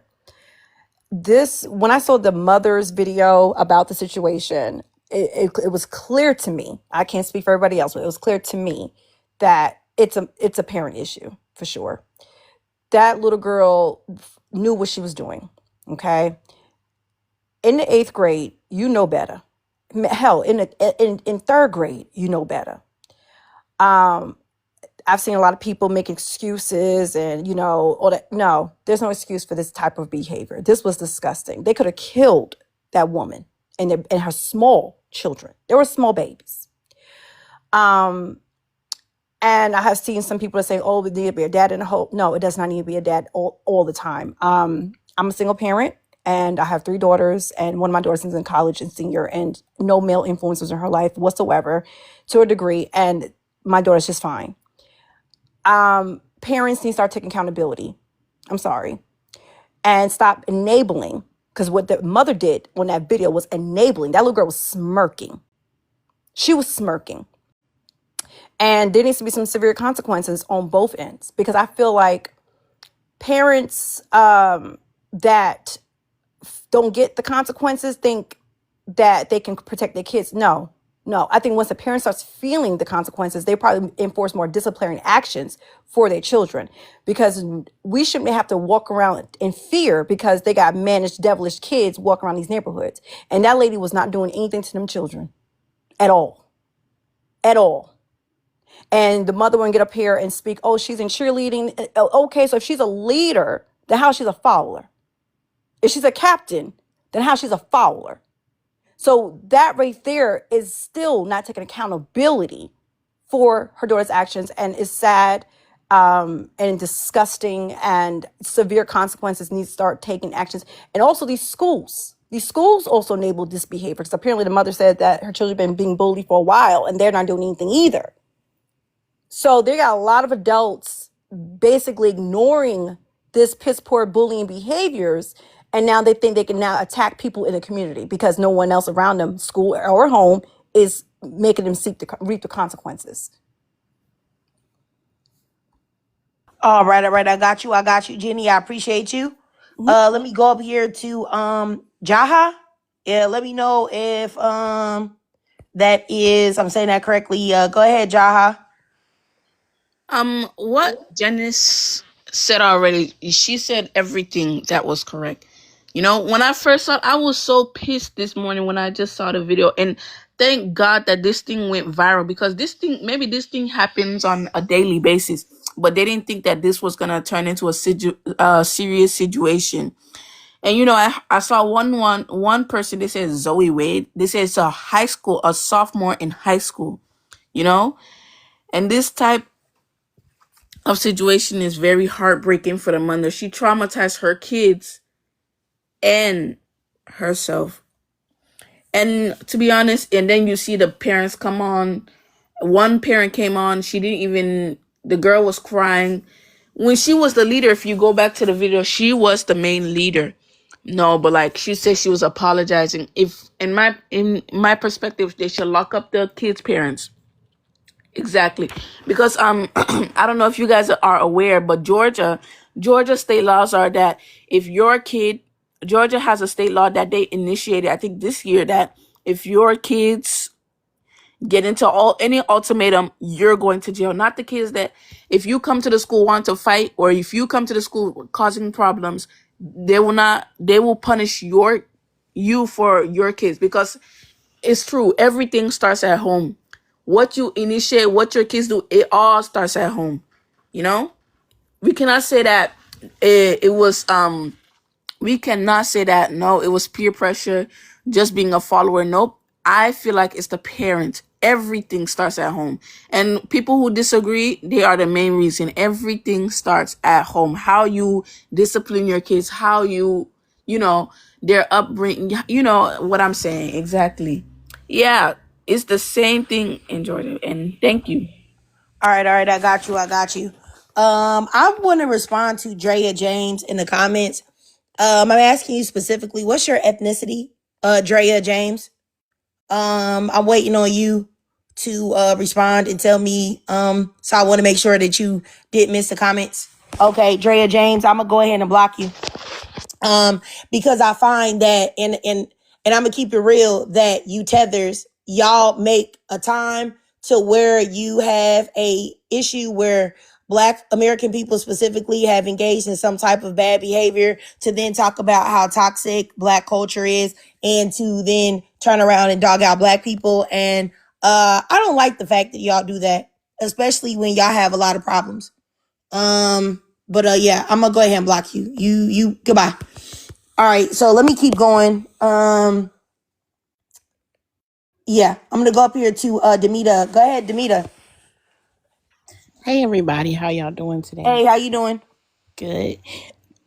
So I was born and raised in Chicago. I'm not sure if everybody in here is from Chicago, but I feel like times is different. Like when I was growing up, I was scared of my mother. I'm 32 and I'm still scared of my mother. Like I've never cursed my mama out. I never raised my voice at my mom. None of that. And she don't play. But we had a village. So when I was growing up, you got checked where you acted up at. And nowadays, you can't say stuff to people, kids. If y'all see man acting up, check him. Drag him by his ears and bring him to me, and I'm going to check him again. These kids, their social media is the problem. Parents not parenting is the problem. Parents not checking what their kids are doing is the issue. It starts with the parents. And yes, sometimes some parents don't know what their kids are doing, but that's a problem too, because you should know what your child is up to behind your back and in front of your face. And once again, if there was a village, you will be able to know what your kid is up to, because you will be allowing people to correct them. In this moment, I feel like I've seen a bunch of stuff, and I've seen the parents or whomever posting whatever, and it shows you why their kids act how they act, because they learned it from somewhere. I don't feel sorry for the little girl that was on that fake crying because she ain't shed a tear when she was putting her hands on that lady. I don't feel sorry for her. You can be academically smart and street dumb. It happens all the time. This is why we need to get tightened up on our children. It has to go back to old school. We turned out fine, the old school way. These kids have too much freedom, too much access to stuff that we didn't have access to. All right, I got you, Demita. I mean, I definitely agree. Like I was saying earlier to the two women that I end up blocking, that's exactly what I mean when I say political correctness and everybody trying to be everything to everyone and to tiptoe around because this is what society has told you is now an acceptable way to raise your children. And also, truth be told, a lot of the things that black people now are participating in is they are participating in white tea ideologies and white tea ways to raise children. And that is what it is indeed. A lot of these things that black people now are trying to incorporate are white tea styles of raising children, and it's not going to work on black children. It doesn't even work on white children, but it's definitely not going to work on black children. And that is the reason why a lot of these things are happening. And it's just crazy. Like I have no idea why some black people really feel as if white tea people are the pinnacle of morality, are the pinnacle of parenting, are just the top of the top when it comes to anything. And I really think that it is because white people have did such a good job on brainwashing other people to believe in this white tea purity. And also they've done a very good job at demonizing black people while keeping all of their sins in secret. You know, like I think every time I have debates with people, people never even know about the true crime rates in the white tea community. Like they never know that white tea men lead in grape and touching kids and looking at child abuse material and all of these other things. They don't know anything about it because white tea people they've done a good job at making themselves look like angels. And so because so many black people, in my opinion, this is a part to play, have internalized self-hatred and believe that black people are the worst of the worst and we are doing things that no one else is doing, we look to them as a way to let's just do what they're doing and maybe we can stop raising these unruly Negroes. Instead of realizing that we need to lock in and be more locked in with our children and finding out what's really going on in their mind, in their hearts to help raise them the proper way. Instead of looking to the white man as a way to solve the problems. And I really think that that's what it is. That's why it always is so upsetting to me when people are like, oh, well, white people don't do this. White people don't do that. You know what I'm saying? So I really do think that we as a black community here in the United States, we've got to do better on actually finding the ways that works when parenting our children. Really. And this whole, everything goes. I'm going to let them have a tablet and not put no blocks on it, no screen time. I'm going to let them have this phone. I'm not going to check it because, oh my goodness, if I check my child's phone, I'm participating in invading their space. If I go in their room and look and find out what's going on in there, I'm going to make them feel unsafe with me. What? Who's the parent here? You're supposed to go in there and check and see what's in their room and see what's going on and see if they got something in there that they're not supposed to. You're supposed to look in their phone and find out if they're looking at something inappropriate or they're talking to somebody that they're not supposed to. That's what you're supposed to do as a parent.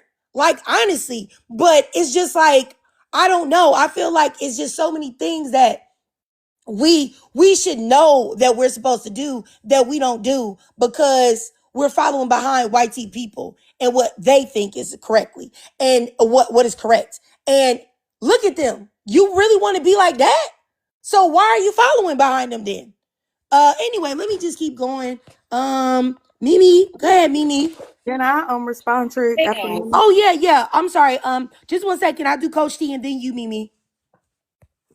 I just wanted to respond really quickly what you just saying about I disagree on the old school way of parenting thing because I'm a millennial. My mom was Gen X, so her mother was boomer, and then my grandmother's mother was silent generation. And so we still are feeling the impacts of that in our communities. And the old school way to me is do as I say, not as I do. A child is to be seen and not heard. Those sorts of tenets for raising children. And that just does not work. Like, it does not work, especially when you're talking about you want to raise kids. I'm going to speak specifically to girls. You want to raise a daughter who is self-actualized, self-assured, confident, competent, and can make good decisions in the world. You don't want to be domineering.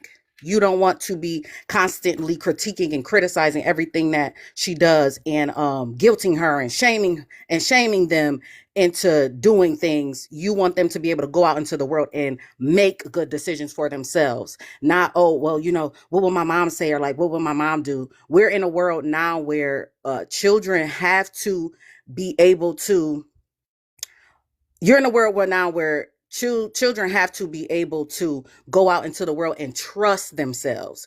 And in order to cultivate that trust in themselves, it's going to take a little bit more of a nurturing, softer, gentler touch, not permissive parenting. We get all of these terms and stuff confused. Like, people are going to raise their children how they want to raise their children. I see people in the comments like going crazy. Well, we didn't say that. I'm going to raise my kids. Raise your children how you want to raise your children. But I'm telling you that as a woman who was raised under the old school way, your children are going to have to recorrect and reparent themselves when they're out in this world, because they're not going to have your foot on their neck constantly making them make the right decisions and making them do this and making them do that. So there has to be a balance. There has to be a balance. There can't be the do as I say, not as I do. And children learn from you leading by example. So you can't say you're going to discipline your children, but you don't discipline yourself. You don't do what you're supposed to do. You don't show up how you're supposed to show up and do the things that you need to do. So you got to lead by example, especially if you are a mother raising a daughter. She's going to be looking at you, and it's not going to be the, let me take your phone and let me do this and let me do that. It's going to be I saw my mom making good choices and decisions for herself. I saw my mom respecting herself. I saw my mom not playing about making sure that she's regimented and that she's disciplined in her own life. It's not going to be all of this other stuff.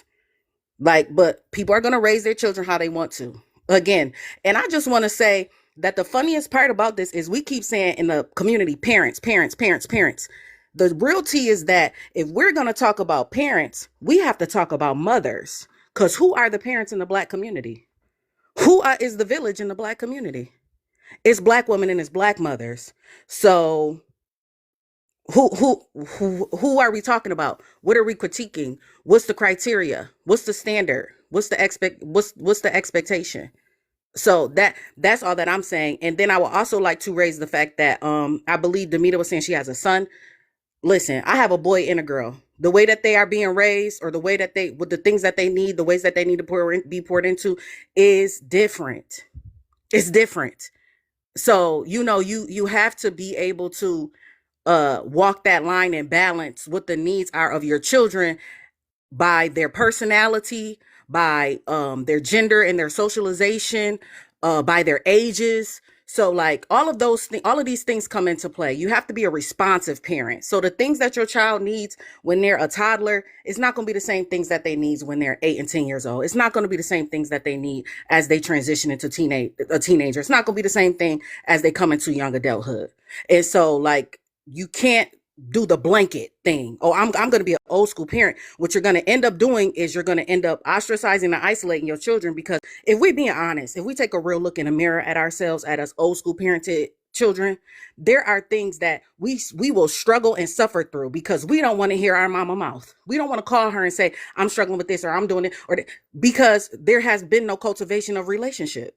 There has been no cultivation of real trust and real care and real understanding of, I can be a human with my mother. I can call my mother and say, I made a mistake, or mommy, I need this from you, or I need that from you. There is not that. So again, if we're going to talk about parenting and who's raising the children, then we have to talk about women and we have to talk about mothers, because that's the honest truth.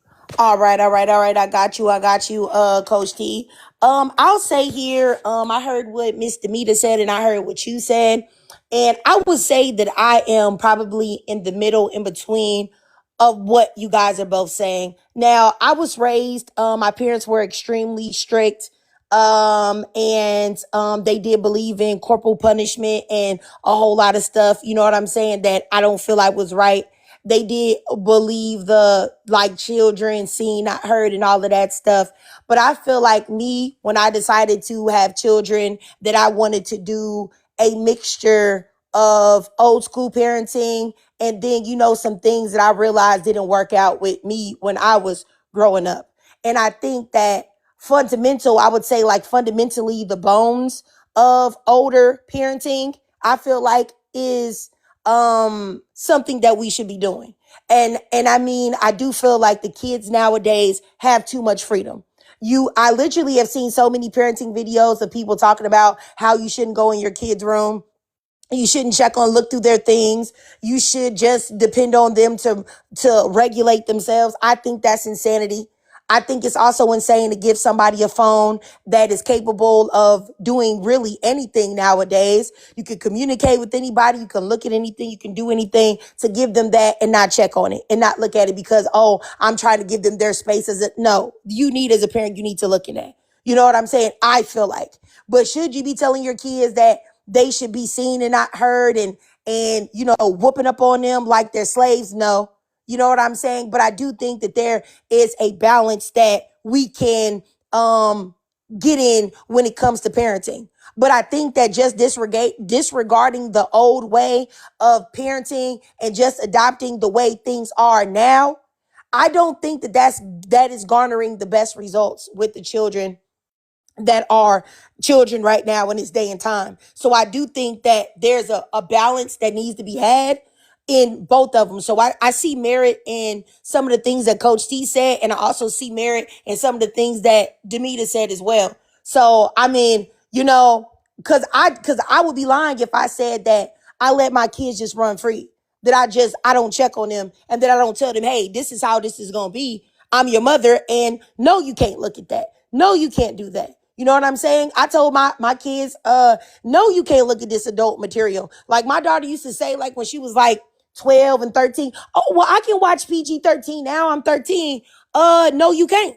Because I don't feel like the stuff that's in there is still suitable for you. I don't care what society said is cool for a 13-year-old to look at. I don't think you should see it, and you're not going to see it. And okay, I'm giving you a tablet for your birthday. Yes, I'm going to check it. And yes, I'm going to see what you got on there. And if you got something on there that you're not supposed to be looking at, you're going to lose it. You know what I'm saying? So I don't know. But I see both sides of what y'all are saying. I really do. But And Trey, can you just particularly speak to? I know some people are upset about the fact that I said mothers and women in the Black community. Can we all be honest and say that there are too many absent fathers, and that Black women are the ones in the community who are raising the children? Like, let's not pretend like there's this abundance of Black males in the community who are either raising their own children or help somebody else raise kids or being mentors for these children. Like, come on, y'all. We I really mean, have to be honest. I'll say about that, as far as the parenting, I had looked up this stat like was yesterday, and it said that 53% of Black children grow up with Black fathers in the home. So 53% of men are there. Now, what job they're doing, I don't know. Because I would say I do believe that women do, because they're nurturing and stuff like that, do take on more of the parenting responsibilities. But 53%, they say that Black men are there. You know what I'm saying? So there are people growing up with their fathers around. I can say my father was not a good father, but he was married to my mom, and I was raised with him. You know what I'm saying? But that's probably not a good example to use, because like I said, he wasn't. Yeah, there's no need to talk about that. But so I don't know when it comes to that, but I do believe that Black women, a lot of times are doing the lion's share of a lot of work. You know what I'm saying? So, and just like somebody said in the comments, Key, she said fathers are present but not present. If you get what I'm saying, I do get what I you're was saying. going to say that. Yeah. So I was I just do going to say understand what that you're saying. there are a But let lot me of go over single here. mothers that are married. Yep. Oh, okay, but There let are me a go to lot you. of single mothers that are married.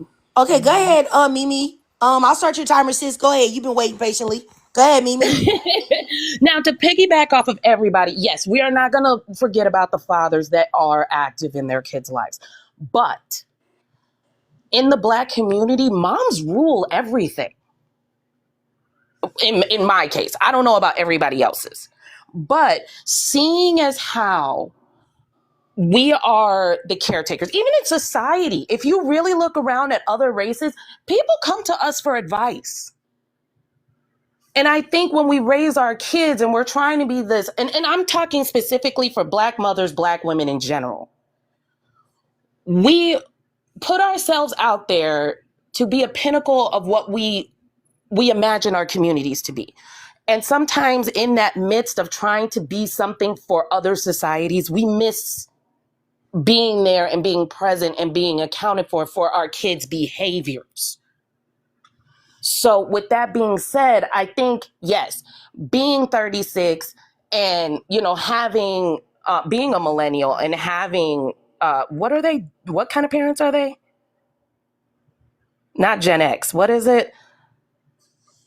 It depends on how old you are. So some people have Gen X parents, some people have Boomer parents. I had a Gen X parent. I think I have a Gen X parent and my grandmother was a Boomer. Right.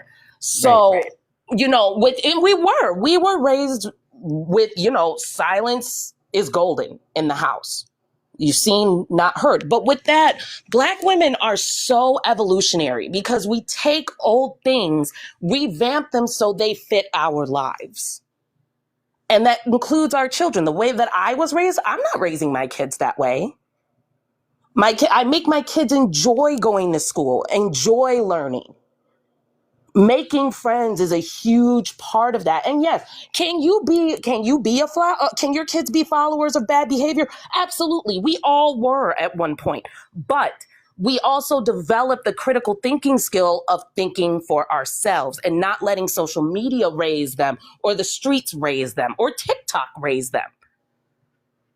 It's about holding each other as mothers accountable for their child's behavior. If you're at the park and you see somebody's kid is like whooping on somebody, throwing sand in somebody else's hair, yes, it should be appropriate for you to go up to that parent and say, hey, your kid is misbehaving. Harming other kids is not okay. And especially harming a pregnant mother of two already. No, that it's not okay. And we're not going to let that stuff slide anymore. And we shouldn't. We shouldn't. We should hold mothers accountable because we do believe that we are the pinnacle of our society, and we are. All right. All right. I appreciate you, Mimi. I just wanted to respond to Chris 10538 in the comments and also in the request box. You see Black people having a discussion about Black parenting, the Black community, and our children. What would make you, honestly, and this is, I'm asking you this question legitimately. As a flower ranger, what would make you think that somebody would want to hear your input on anything that you have to say? Honestly, and I want to know what As is the it. as the worst mother, who wants to hear your opinion about motherhood and parenting? This is what I don't understand, the idea of white people inserting themselves in places where they are not wanted and don't belong. I can see why all of these things happen historically here in the United States of America. I don't know what is wrong with y'all. I do not talk to white people about anything.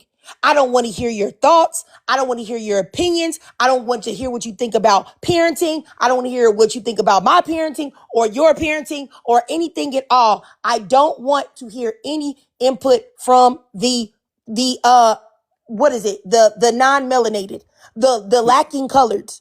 I don't want to hear anything from y'all. And I really wish that y'all would get a grip and get a clue. And you got that puffball on your head, and I can clearly tell that you're trying to be something that you're not. But that right there, It's something else that you got to think about. Just because y'all be taking black penis doesn't make you a black person, and it doesn't make you a black queen. Okay? What did Dr. Umar say? And I really don't be rocking with him all the time because he's such a hypocrite. But black queens forever. Snow bunnies never. So please get out of here and don't come back here. I really need y'all to understand this. And y'all can say that I'm racist or whatever. I am not. I do not believe in talking to white people about anything. Where do you see white people ask for black people's opinion on something? Where do you see that at? Where do you see white people having a discussion about something? They say, you know what? We'd like to hear what the blacks think about this. Let's ask for the black people's opinion. Unless they're trying to tokenize you and use you as an uncle, not an uncle, a sample. If that's the only time they're asking for your input, they're never asking for you. So make them feel uncomfortable when they do this to you. Do not allow them in your spaces. Do not listen to them. Do not talk to them, because if the situation was reversed, they would never let you play in their face like this. They would not. They would not. I told It's you. just I told disgusting. you. I agree. Always look into the black community for either approval or to make fun of us for Yeah. any other reason. That's all it is. Can I They ask a literally question? just learned how to wash their ass 3 months ago. Again. Can I ask a question real quick? Yes, go ahead, Demita. I seen, is that Coach T? If I said your name wrong, I'm sorry. So I know that she said that she feels like basically it's like up to us women. So with that being said, do you think that as women who are single mothers or women that probably don't, that like someone said in the comments, that have a man at home but they're present but not present, do you think that we should come together?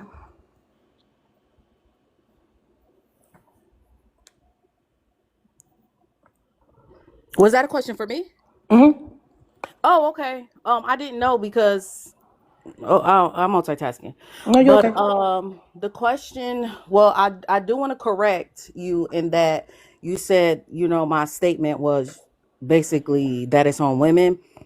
My statement was to hold the mirror up for women to understand the logic behind what we're saying. So if we're saying it's the parenting and women are the parents, then we would be talking to and looking at the women. That's more of a reflective, a self-reflective type of thing, not necessarily a societal thing. Me personally, when you talk about coming together, what do you mean coming together? Because you stated that you felt as though it was our responsibility I earlier. felt as though what was our responsibility? That's what you said.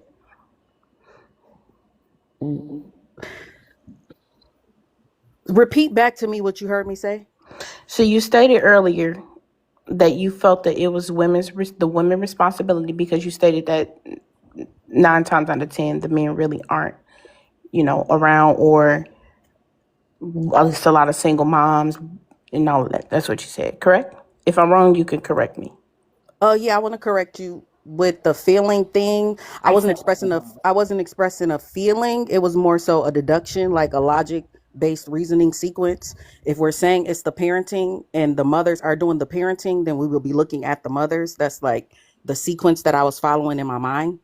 But and I didn't specifically use the term single mothers. I just said that it's women doing the parenting. So whether you are a quote unquote single mother or you're an unmarried woman or married or divorced widow, whatever your status is, you are going to be doing the parenting. That's just the structure in general in a patriarchy, but in the Black community specifically, we are constantly having conversations and topics about the fathers not being present. Can I add to that? Is Can that I true or not true? can I add to Wait a that? minute. One second, Jenny. Wait a minute.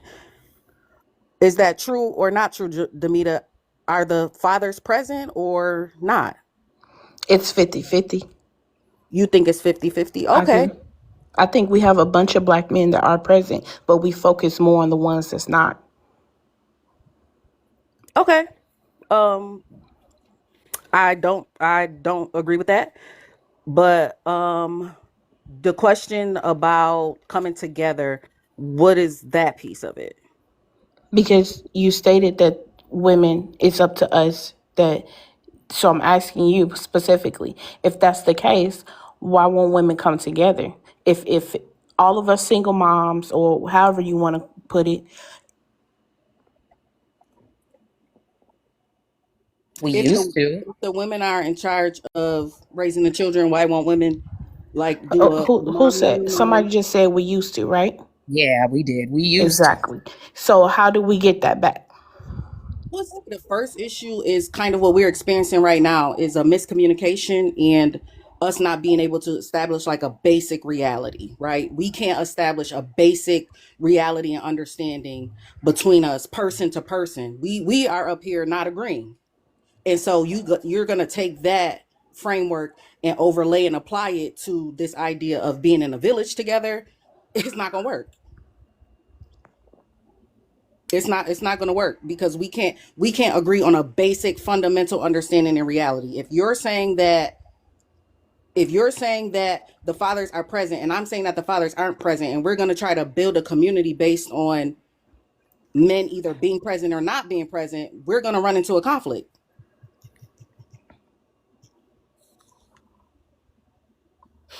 Even between the two of us, we have a fundamental disagreement about the the philosophy or the pedagogies around parenting. You believe in a certain style of parenting that I don't. So how are we going to come together and raise kids together? So you come with the people that you align with, and I come together with the people I align with. I'm one. I didn't say old school of perpetrating trauma on a child. There's a way to still be old school and still do it the appropriate way that works. I'm Okay, not changing but my that's your parenting style that's your because I point. have But a that's your child, point of view. and That's your point of view. That's what I'm saying. I We allowed we you are to speak. basically I we have allowed a you to speak, and I didn't fundamental cut you off when you were disagreement. speaking. But we're I having let a you speak fundamental without cutting you off, disagreement. right? Jenny, do you want to go ahead and add? Maybe you can provide some clarity Well, and a little let bit more. Danita finish what she was saying. Go ahead, Danita. I don't believe in raising a child old school upon like abusing a child, beating them, all of that. But I still believe that some of the old school principles still work. I think now we try to we want to raise our kids a certain way, but then you still want to pacify them. I'm not saying old school is just do it the way that some kids probably were traumatized by, but at the same time, that's why these kids are how they are. It's a way to still be old school and do it the appropriate way without causing trauma in your child. Right. And that's your point of view. And we just disagree, right? I didn't say Correct.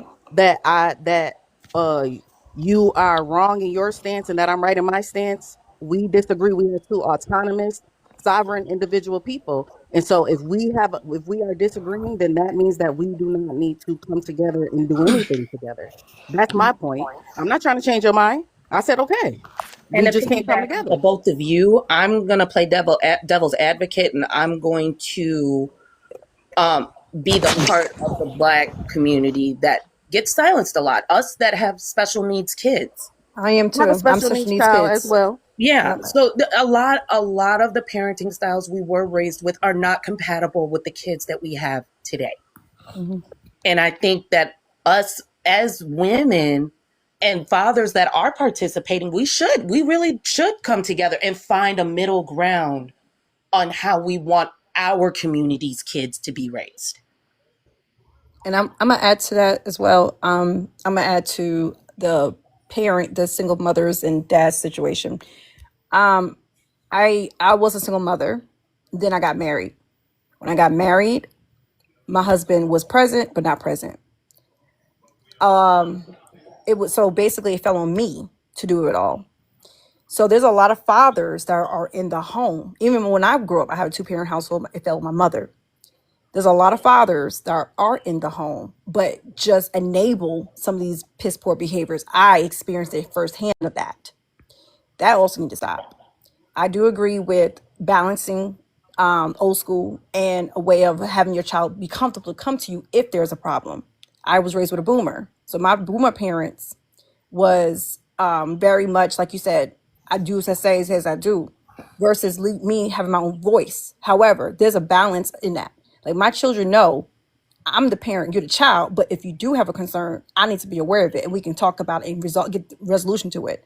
But as far as the fathers, I've learned from my own experience the men that I had in my life wasn't helpful, unfortunately, and that is it's a problem. But at the same time, single parents, whether you're a man or woman, single parents can get the job done as well without having a significant other in the house. Okay, all right, I got you, Jenny. All right, let me go move forward up here to I think it's the next person is Jackie. Go ahead, Jackie. Good morning, everybody. How y'all doing? I've been listening to everybody, and I seem to agree with a little something everybody has to say, especially with raising a child with a little old school and a little new school. I was raised old school. My parents did not play. I don't care what it was. It was what they said. We did. No questions. What my mother cooked, we ate, no questions. If you didn't want to eat it, your behind just went to bed hungry. We wasn't fixing 2 and 3 different plates a night. I wasn't given the choice of, I don't like this or I don't like that when my mother took me shopping. It was what she wanted to buy me. I wasn't spending no money. So I didn't have the luxury of saying, I want that until I got a little older. I believe in whooping a child's ass. I'm not going to play with you. Now, children can act one way in the home, but when they get outside, we don't know what they're doing. And they could be the perfect child at home. I was one of those kids. I was a good kid. And I didn't act crazy until I got older and went away to college. That's another story. But we cannot say what our kids will and won't do outside the home. We're not with them 24 hours a day. We hope and pray that they use the good sense God gave them and what we've taught them to do right, but some of them do wrong. And in the case where them kids jumped on their mama, I don't care what nobody say. Some of those kids are good at home. They were just following other kids. They all need their ass whooped. I'm Okay. going back to the All old right, Jackie. school. All They right. need their ass. I got you. Yeah. Okay, so let me just say this. Like, when it comes to the topic of people's parenting, I try to stay in the middle because, I know parenting is a very touchy subject for everyone. And if you have children, and I don't want to alienate anybody on how they choose to raise their child. You know what I'm saying? But let me say this, and I'm going to outright say it. I just said that I was in the middle, right? I said I believe that you can incorporate some of the older school methods with some things that would be considered newer, in order to have a real well-rounded, healthy child. But I feel like this: not giving your children any choices for their entire lives until they become 18 or 19 or whatever is insanity. Feeding your child things just because you want to eat it and you forcing your children to eat it and not giving them an option is crazy. Now, of course, you don't have to make 50 different meals, but you can at least consult with your children on what they want to eat today. And if y'all can come to an agreement on what's going to be for dinner, then y'all can do that. I feel like that's abuse. My parents did that to me, and it was highly abusive. Like, there were things that I like literally couldn't eat. They would force me to eat. I remember one time my father forced me to eat something. I threw up at the table. He ended up apologizing later on down the line, but it is what it is. So I don't agree with that. I don't agree with not giving a space for your children to feel comfortable in speaking to you in any way. Because it's like, my parents told me, hey, don't go in my bedroom. Never. If I'm outside, talk to me, maybe. You know what I'm saying? I believe that those are the parts of things about old school parenting that need to stop. Your children should absolutely feel comfortable to come to you in a moment of whatever's going to go on. Because if they don't feel comfortable to come to you because you haven't created that space, anything can happen in this new day and age. What if they start talking to some person in Roblox or online and they have a question for you about something and you have not curated a relationship? And that's what happens to these kids that be getting picked up by somebody off of Roblox and taken somewhere and unalived or great. because they never even felt comfortable enough to come to their parents and ask them anything. So, like treating your child like a jailmate or like they're a prisoner as opposed to a person that's going to grow up to be an adult that you're probably going to hope that they will take care of you or help you out when you're old and can't take care of yourself is crazy. Like that is something, and just to keep talking about, okay, so you don't let your kid choose what they want to eat. You feed them whatever you want to. You talk to them any type of way. You don't give them any freedom, and you beat them, right? And then what do you expect to come out of this at the end of the day? That when they get 18, they gonna be cool with you and like you? Like, be for real, honestly. Like, that's where I draw the line. And I think that's the dilemma right there. Knowing when to put the parenting really like on you, and then when to be rational and reasonable and logical and realize that you shouldn't raise your children like slaves. You know what I'm saying? I believe in old school with a new school. With a new school. Now, I was given the option when I got a little older to talk to my mother. I could go to my mother with anything. But when I was a little child, I didn't have that luxury of telling her, I don't want pork chop. I want hamburger tonight. No, when she came home from work, what she cooked was what I ate. Today in society, my kids, I have 4 girls. I talk to my girls. Never had any trouble with my girls. They were raised to come and talk to me.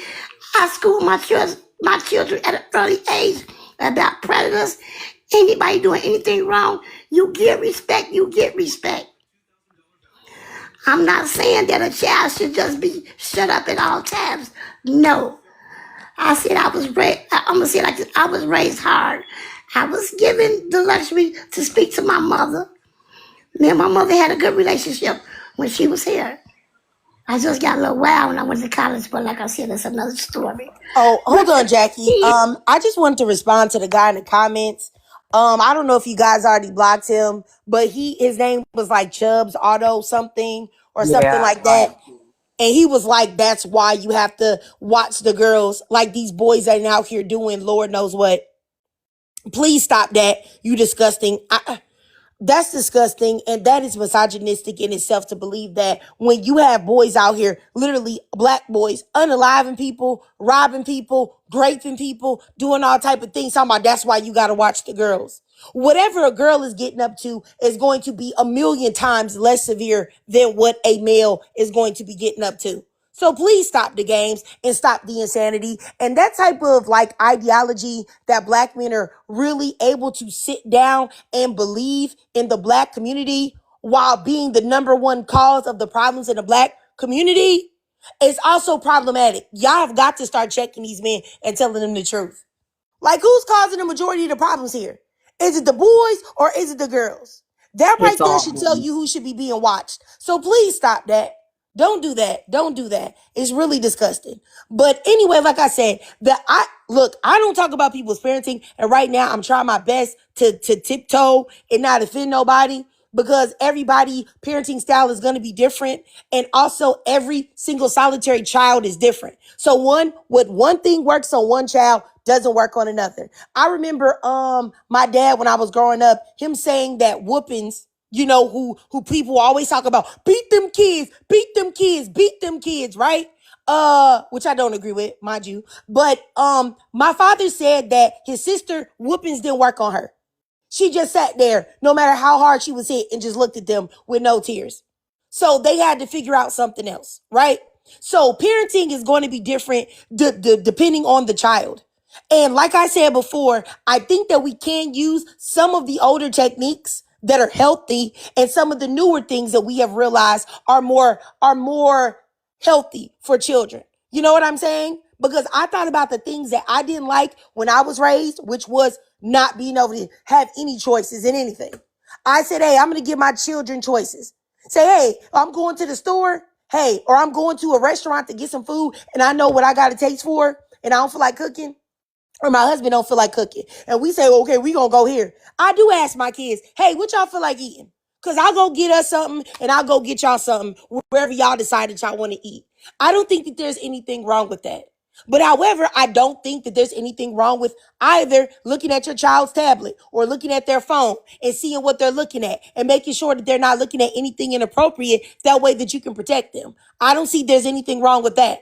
So I think that if we do half and half or a mixture or a hybrid or what works best for you, it's cool. But some of this stuff, uh, like some of the actual, y'all, I And to shouldn't even talked piggyback about off this of today. Trigger, though, for parents with autistic kids, sometimes that's the only option we have is to give them something else that they'll eat. Yes.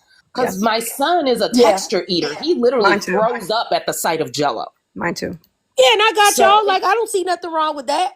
I would hope that if your child has special needs or whatever, I don't have any children that's special needs, so I don't, I don't want to speak on it like that. But I would definitely say that I don't think there's anything wrong with y'all choosing yeah, and that what to, was just for Miss Jackie, though. yeah. Because I would hope we that y'all gotta would. adjust.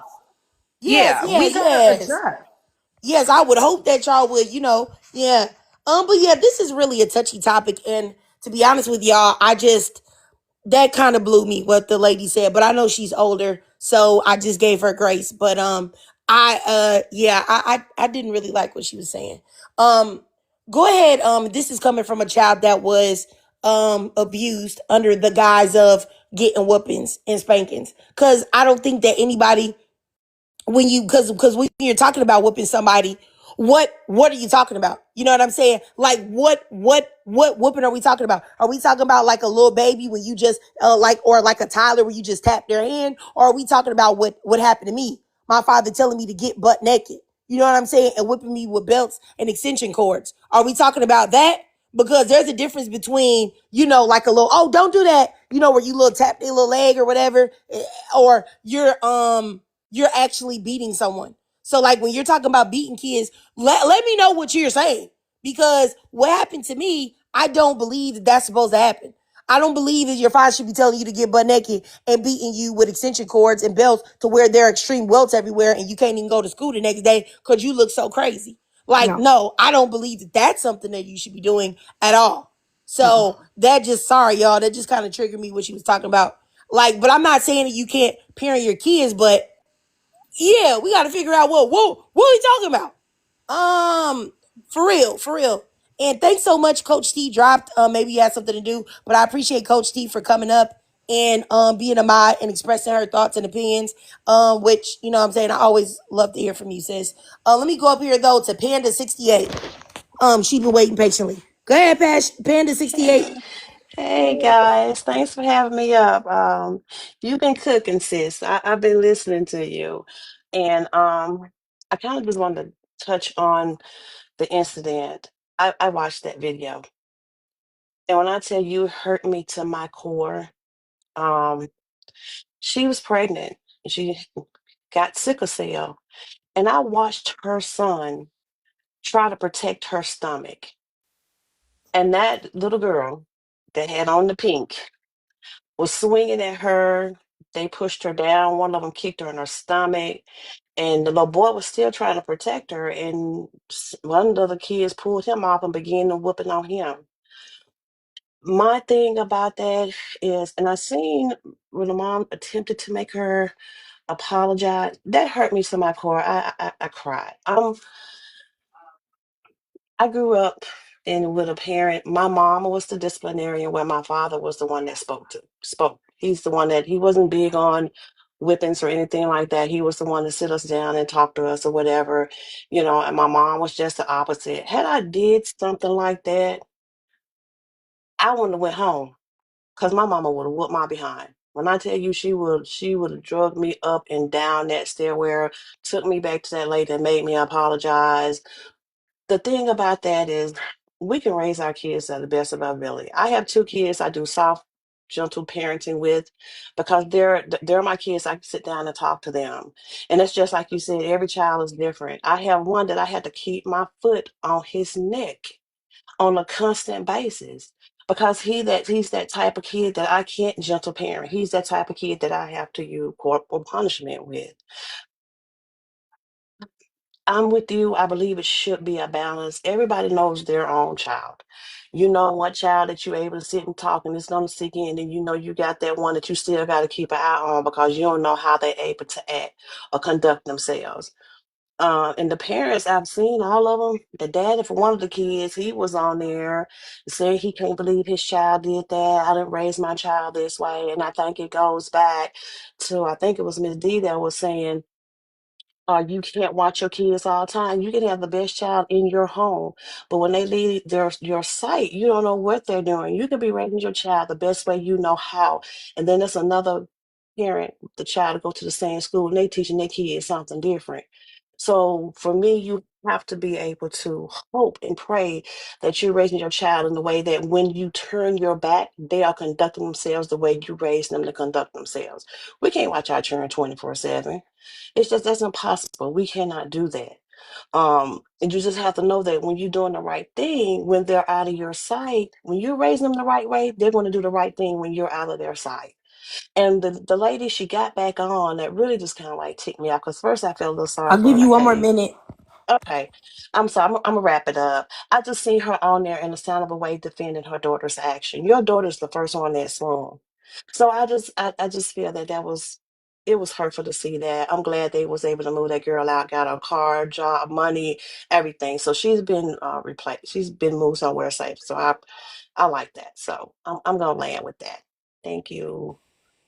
All right, all right. I got you. I got you, Panda 68. Appreciate you, sis. All right. Thank you, Let baby. me move. Oh, no problem. Let me go up here to Monica. Hey, how you doing, sis? Hey, I'm doing pretty good. Okay, real quick. I don't have too much of a leg to stand on because I am not a mother, but I can speak as my upbringing as a child real quick. You know what? I would say my mom was that fine. She was a boomer, aka Jen Jones. She was born in 63. And my father also the same, born in 61. Long story short. But pretty much I was a fine balance between the two. Like my mom, when she really thought about it, she said, I really didn't have to whoop you.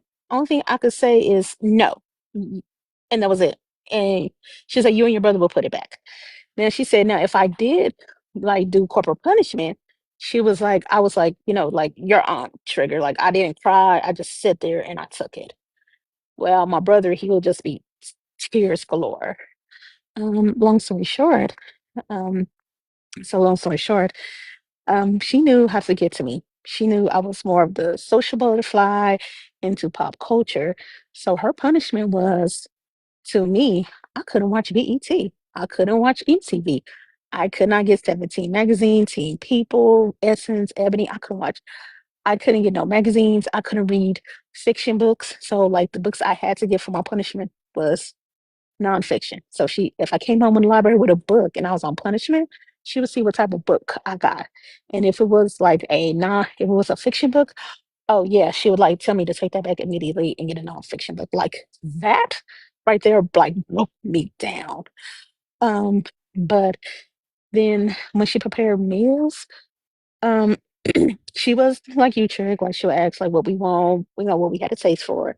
But and I grew up mom-mune, so it's my mom, my aunt, my grandmother, and we all live together with my brother and my cousin. So if my mom was the cook, so if my mom didn't feel like cooking and we get something, he made me, my brother, my cousin, we all decide what we want and what was the anonymous vote or more like a democracy, whoever outvoted, that's what we got. And when it came to cooking, like I said, my mom was the cook. Like like my cousin, may he rest his soul, he didn't like fish. So like my mom cooked catfish, she'll make my cousin hamburgers for him.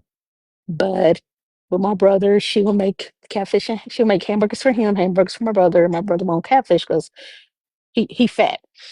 Um, so so she would do that, so like if if I didn't own like pork, I didn't like pork chops. She would try to make pork chops on the side, and I'll tell her, Mama, no, I'm cool. I'm cool. I could eat the side dishes.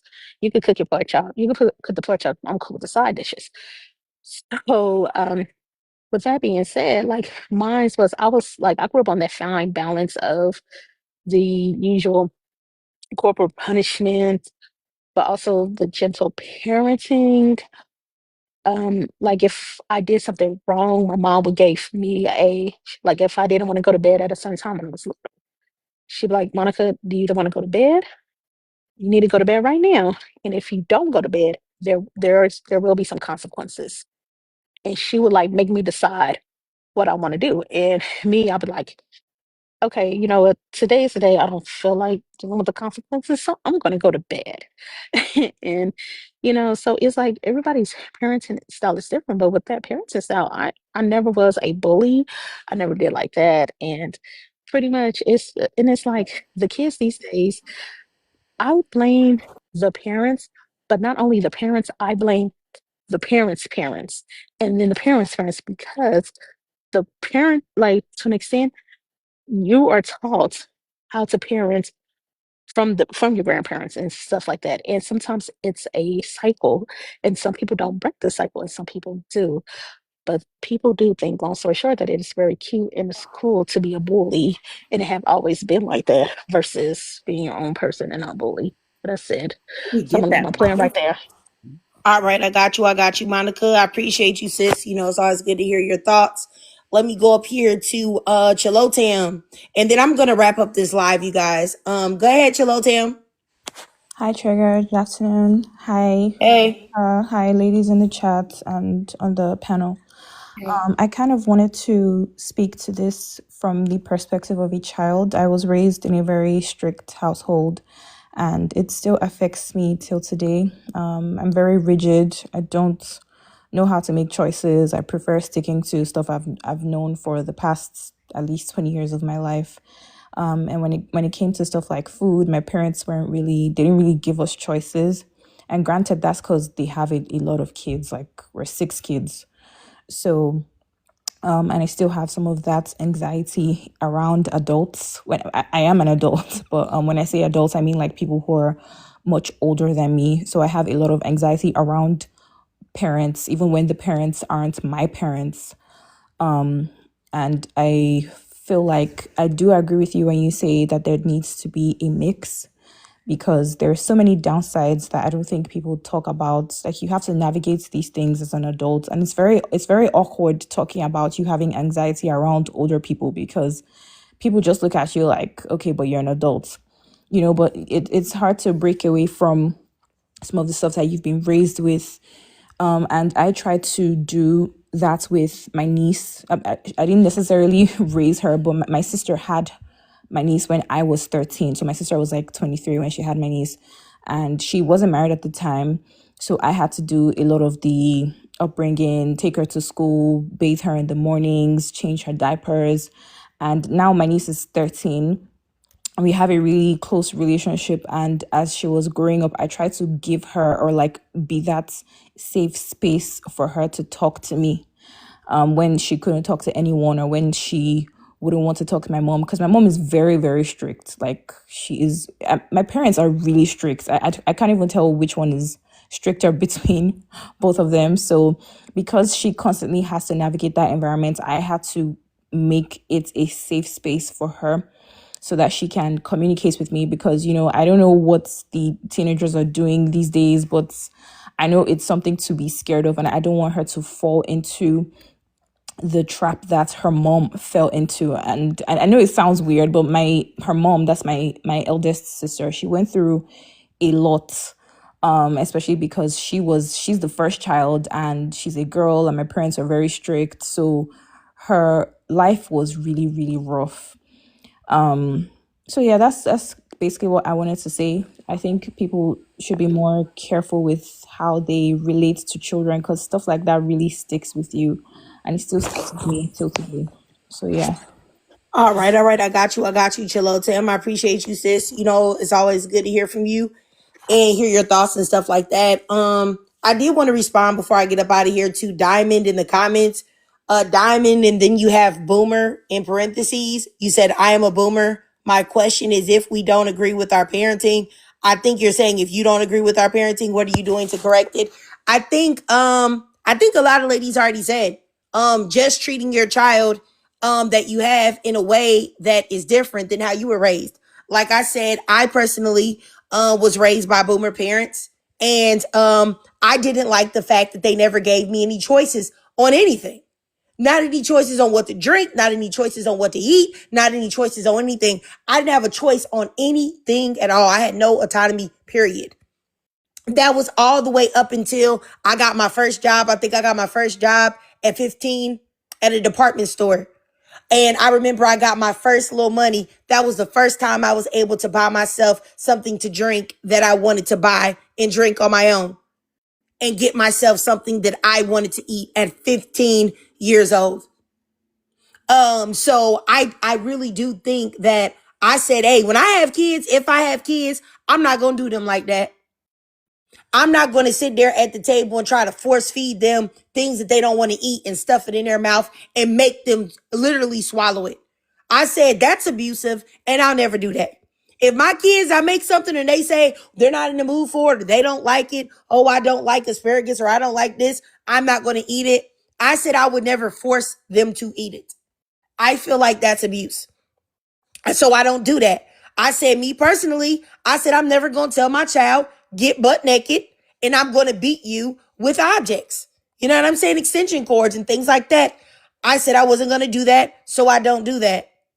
I said that I would open a place, a space for my kids to feel like when they need to really tell me something important, whether they're going to, they think it's bad or not, they can come talk to me and they won't get in trouble for it.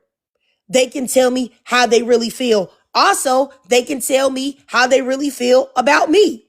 If I said something that they didn't like or I did something that was wrong to them, that they can tell me, hey, I don't like when you did that, Mom. That hurt my feelings, Mom. I don't like that you did that. And I will apologize. I'm not going to be like, oh, shut up, shut up. I'm your mama. Everything I do is perfect. So shut up. No, I said that I will apologize.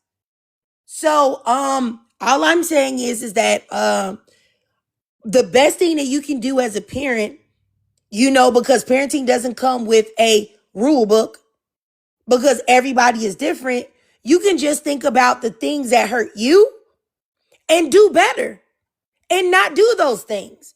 And it doesn't mean being extremely permissive and letting your child do whatever or run you, because my kids don't run me, but they do know that I'm there for them. And that if they really need to tell me something, I'm going to be there and I'm going to listen. You know what I'm saying? And they know that I'm not going to be nowhere whooping up on them and abusing them and punching them and hurting them and calling them curse words and calling them out their name. Calling, yes, because I don't agree with that either. Mothers and parents that cuss at their children, call them the B words, call them 304s and stuff like that. I've seen that in my life. My mother did not do that to me, but I have seen people do that. And I think that's also disgusting. You know what I'm saying? And I think it causes your children to be violent and crazy later on when you do that. But anyway, all we can do is be better.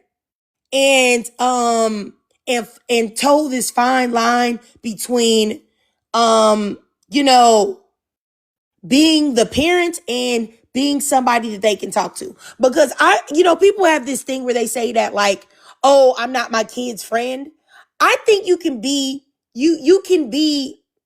I don't know if you want to call it a friend, but I believe that you can be a mixture of the two, a hybrid of a parent and a friend. You know what I'm saying? Because if your children don't look at you as anything other than a strict parental figure, they may not confide in you. So I do believe that you can be their friend without you being permissive and letting them do whatever they want. But anyway, that's just my thoughts on things.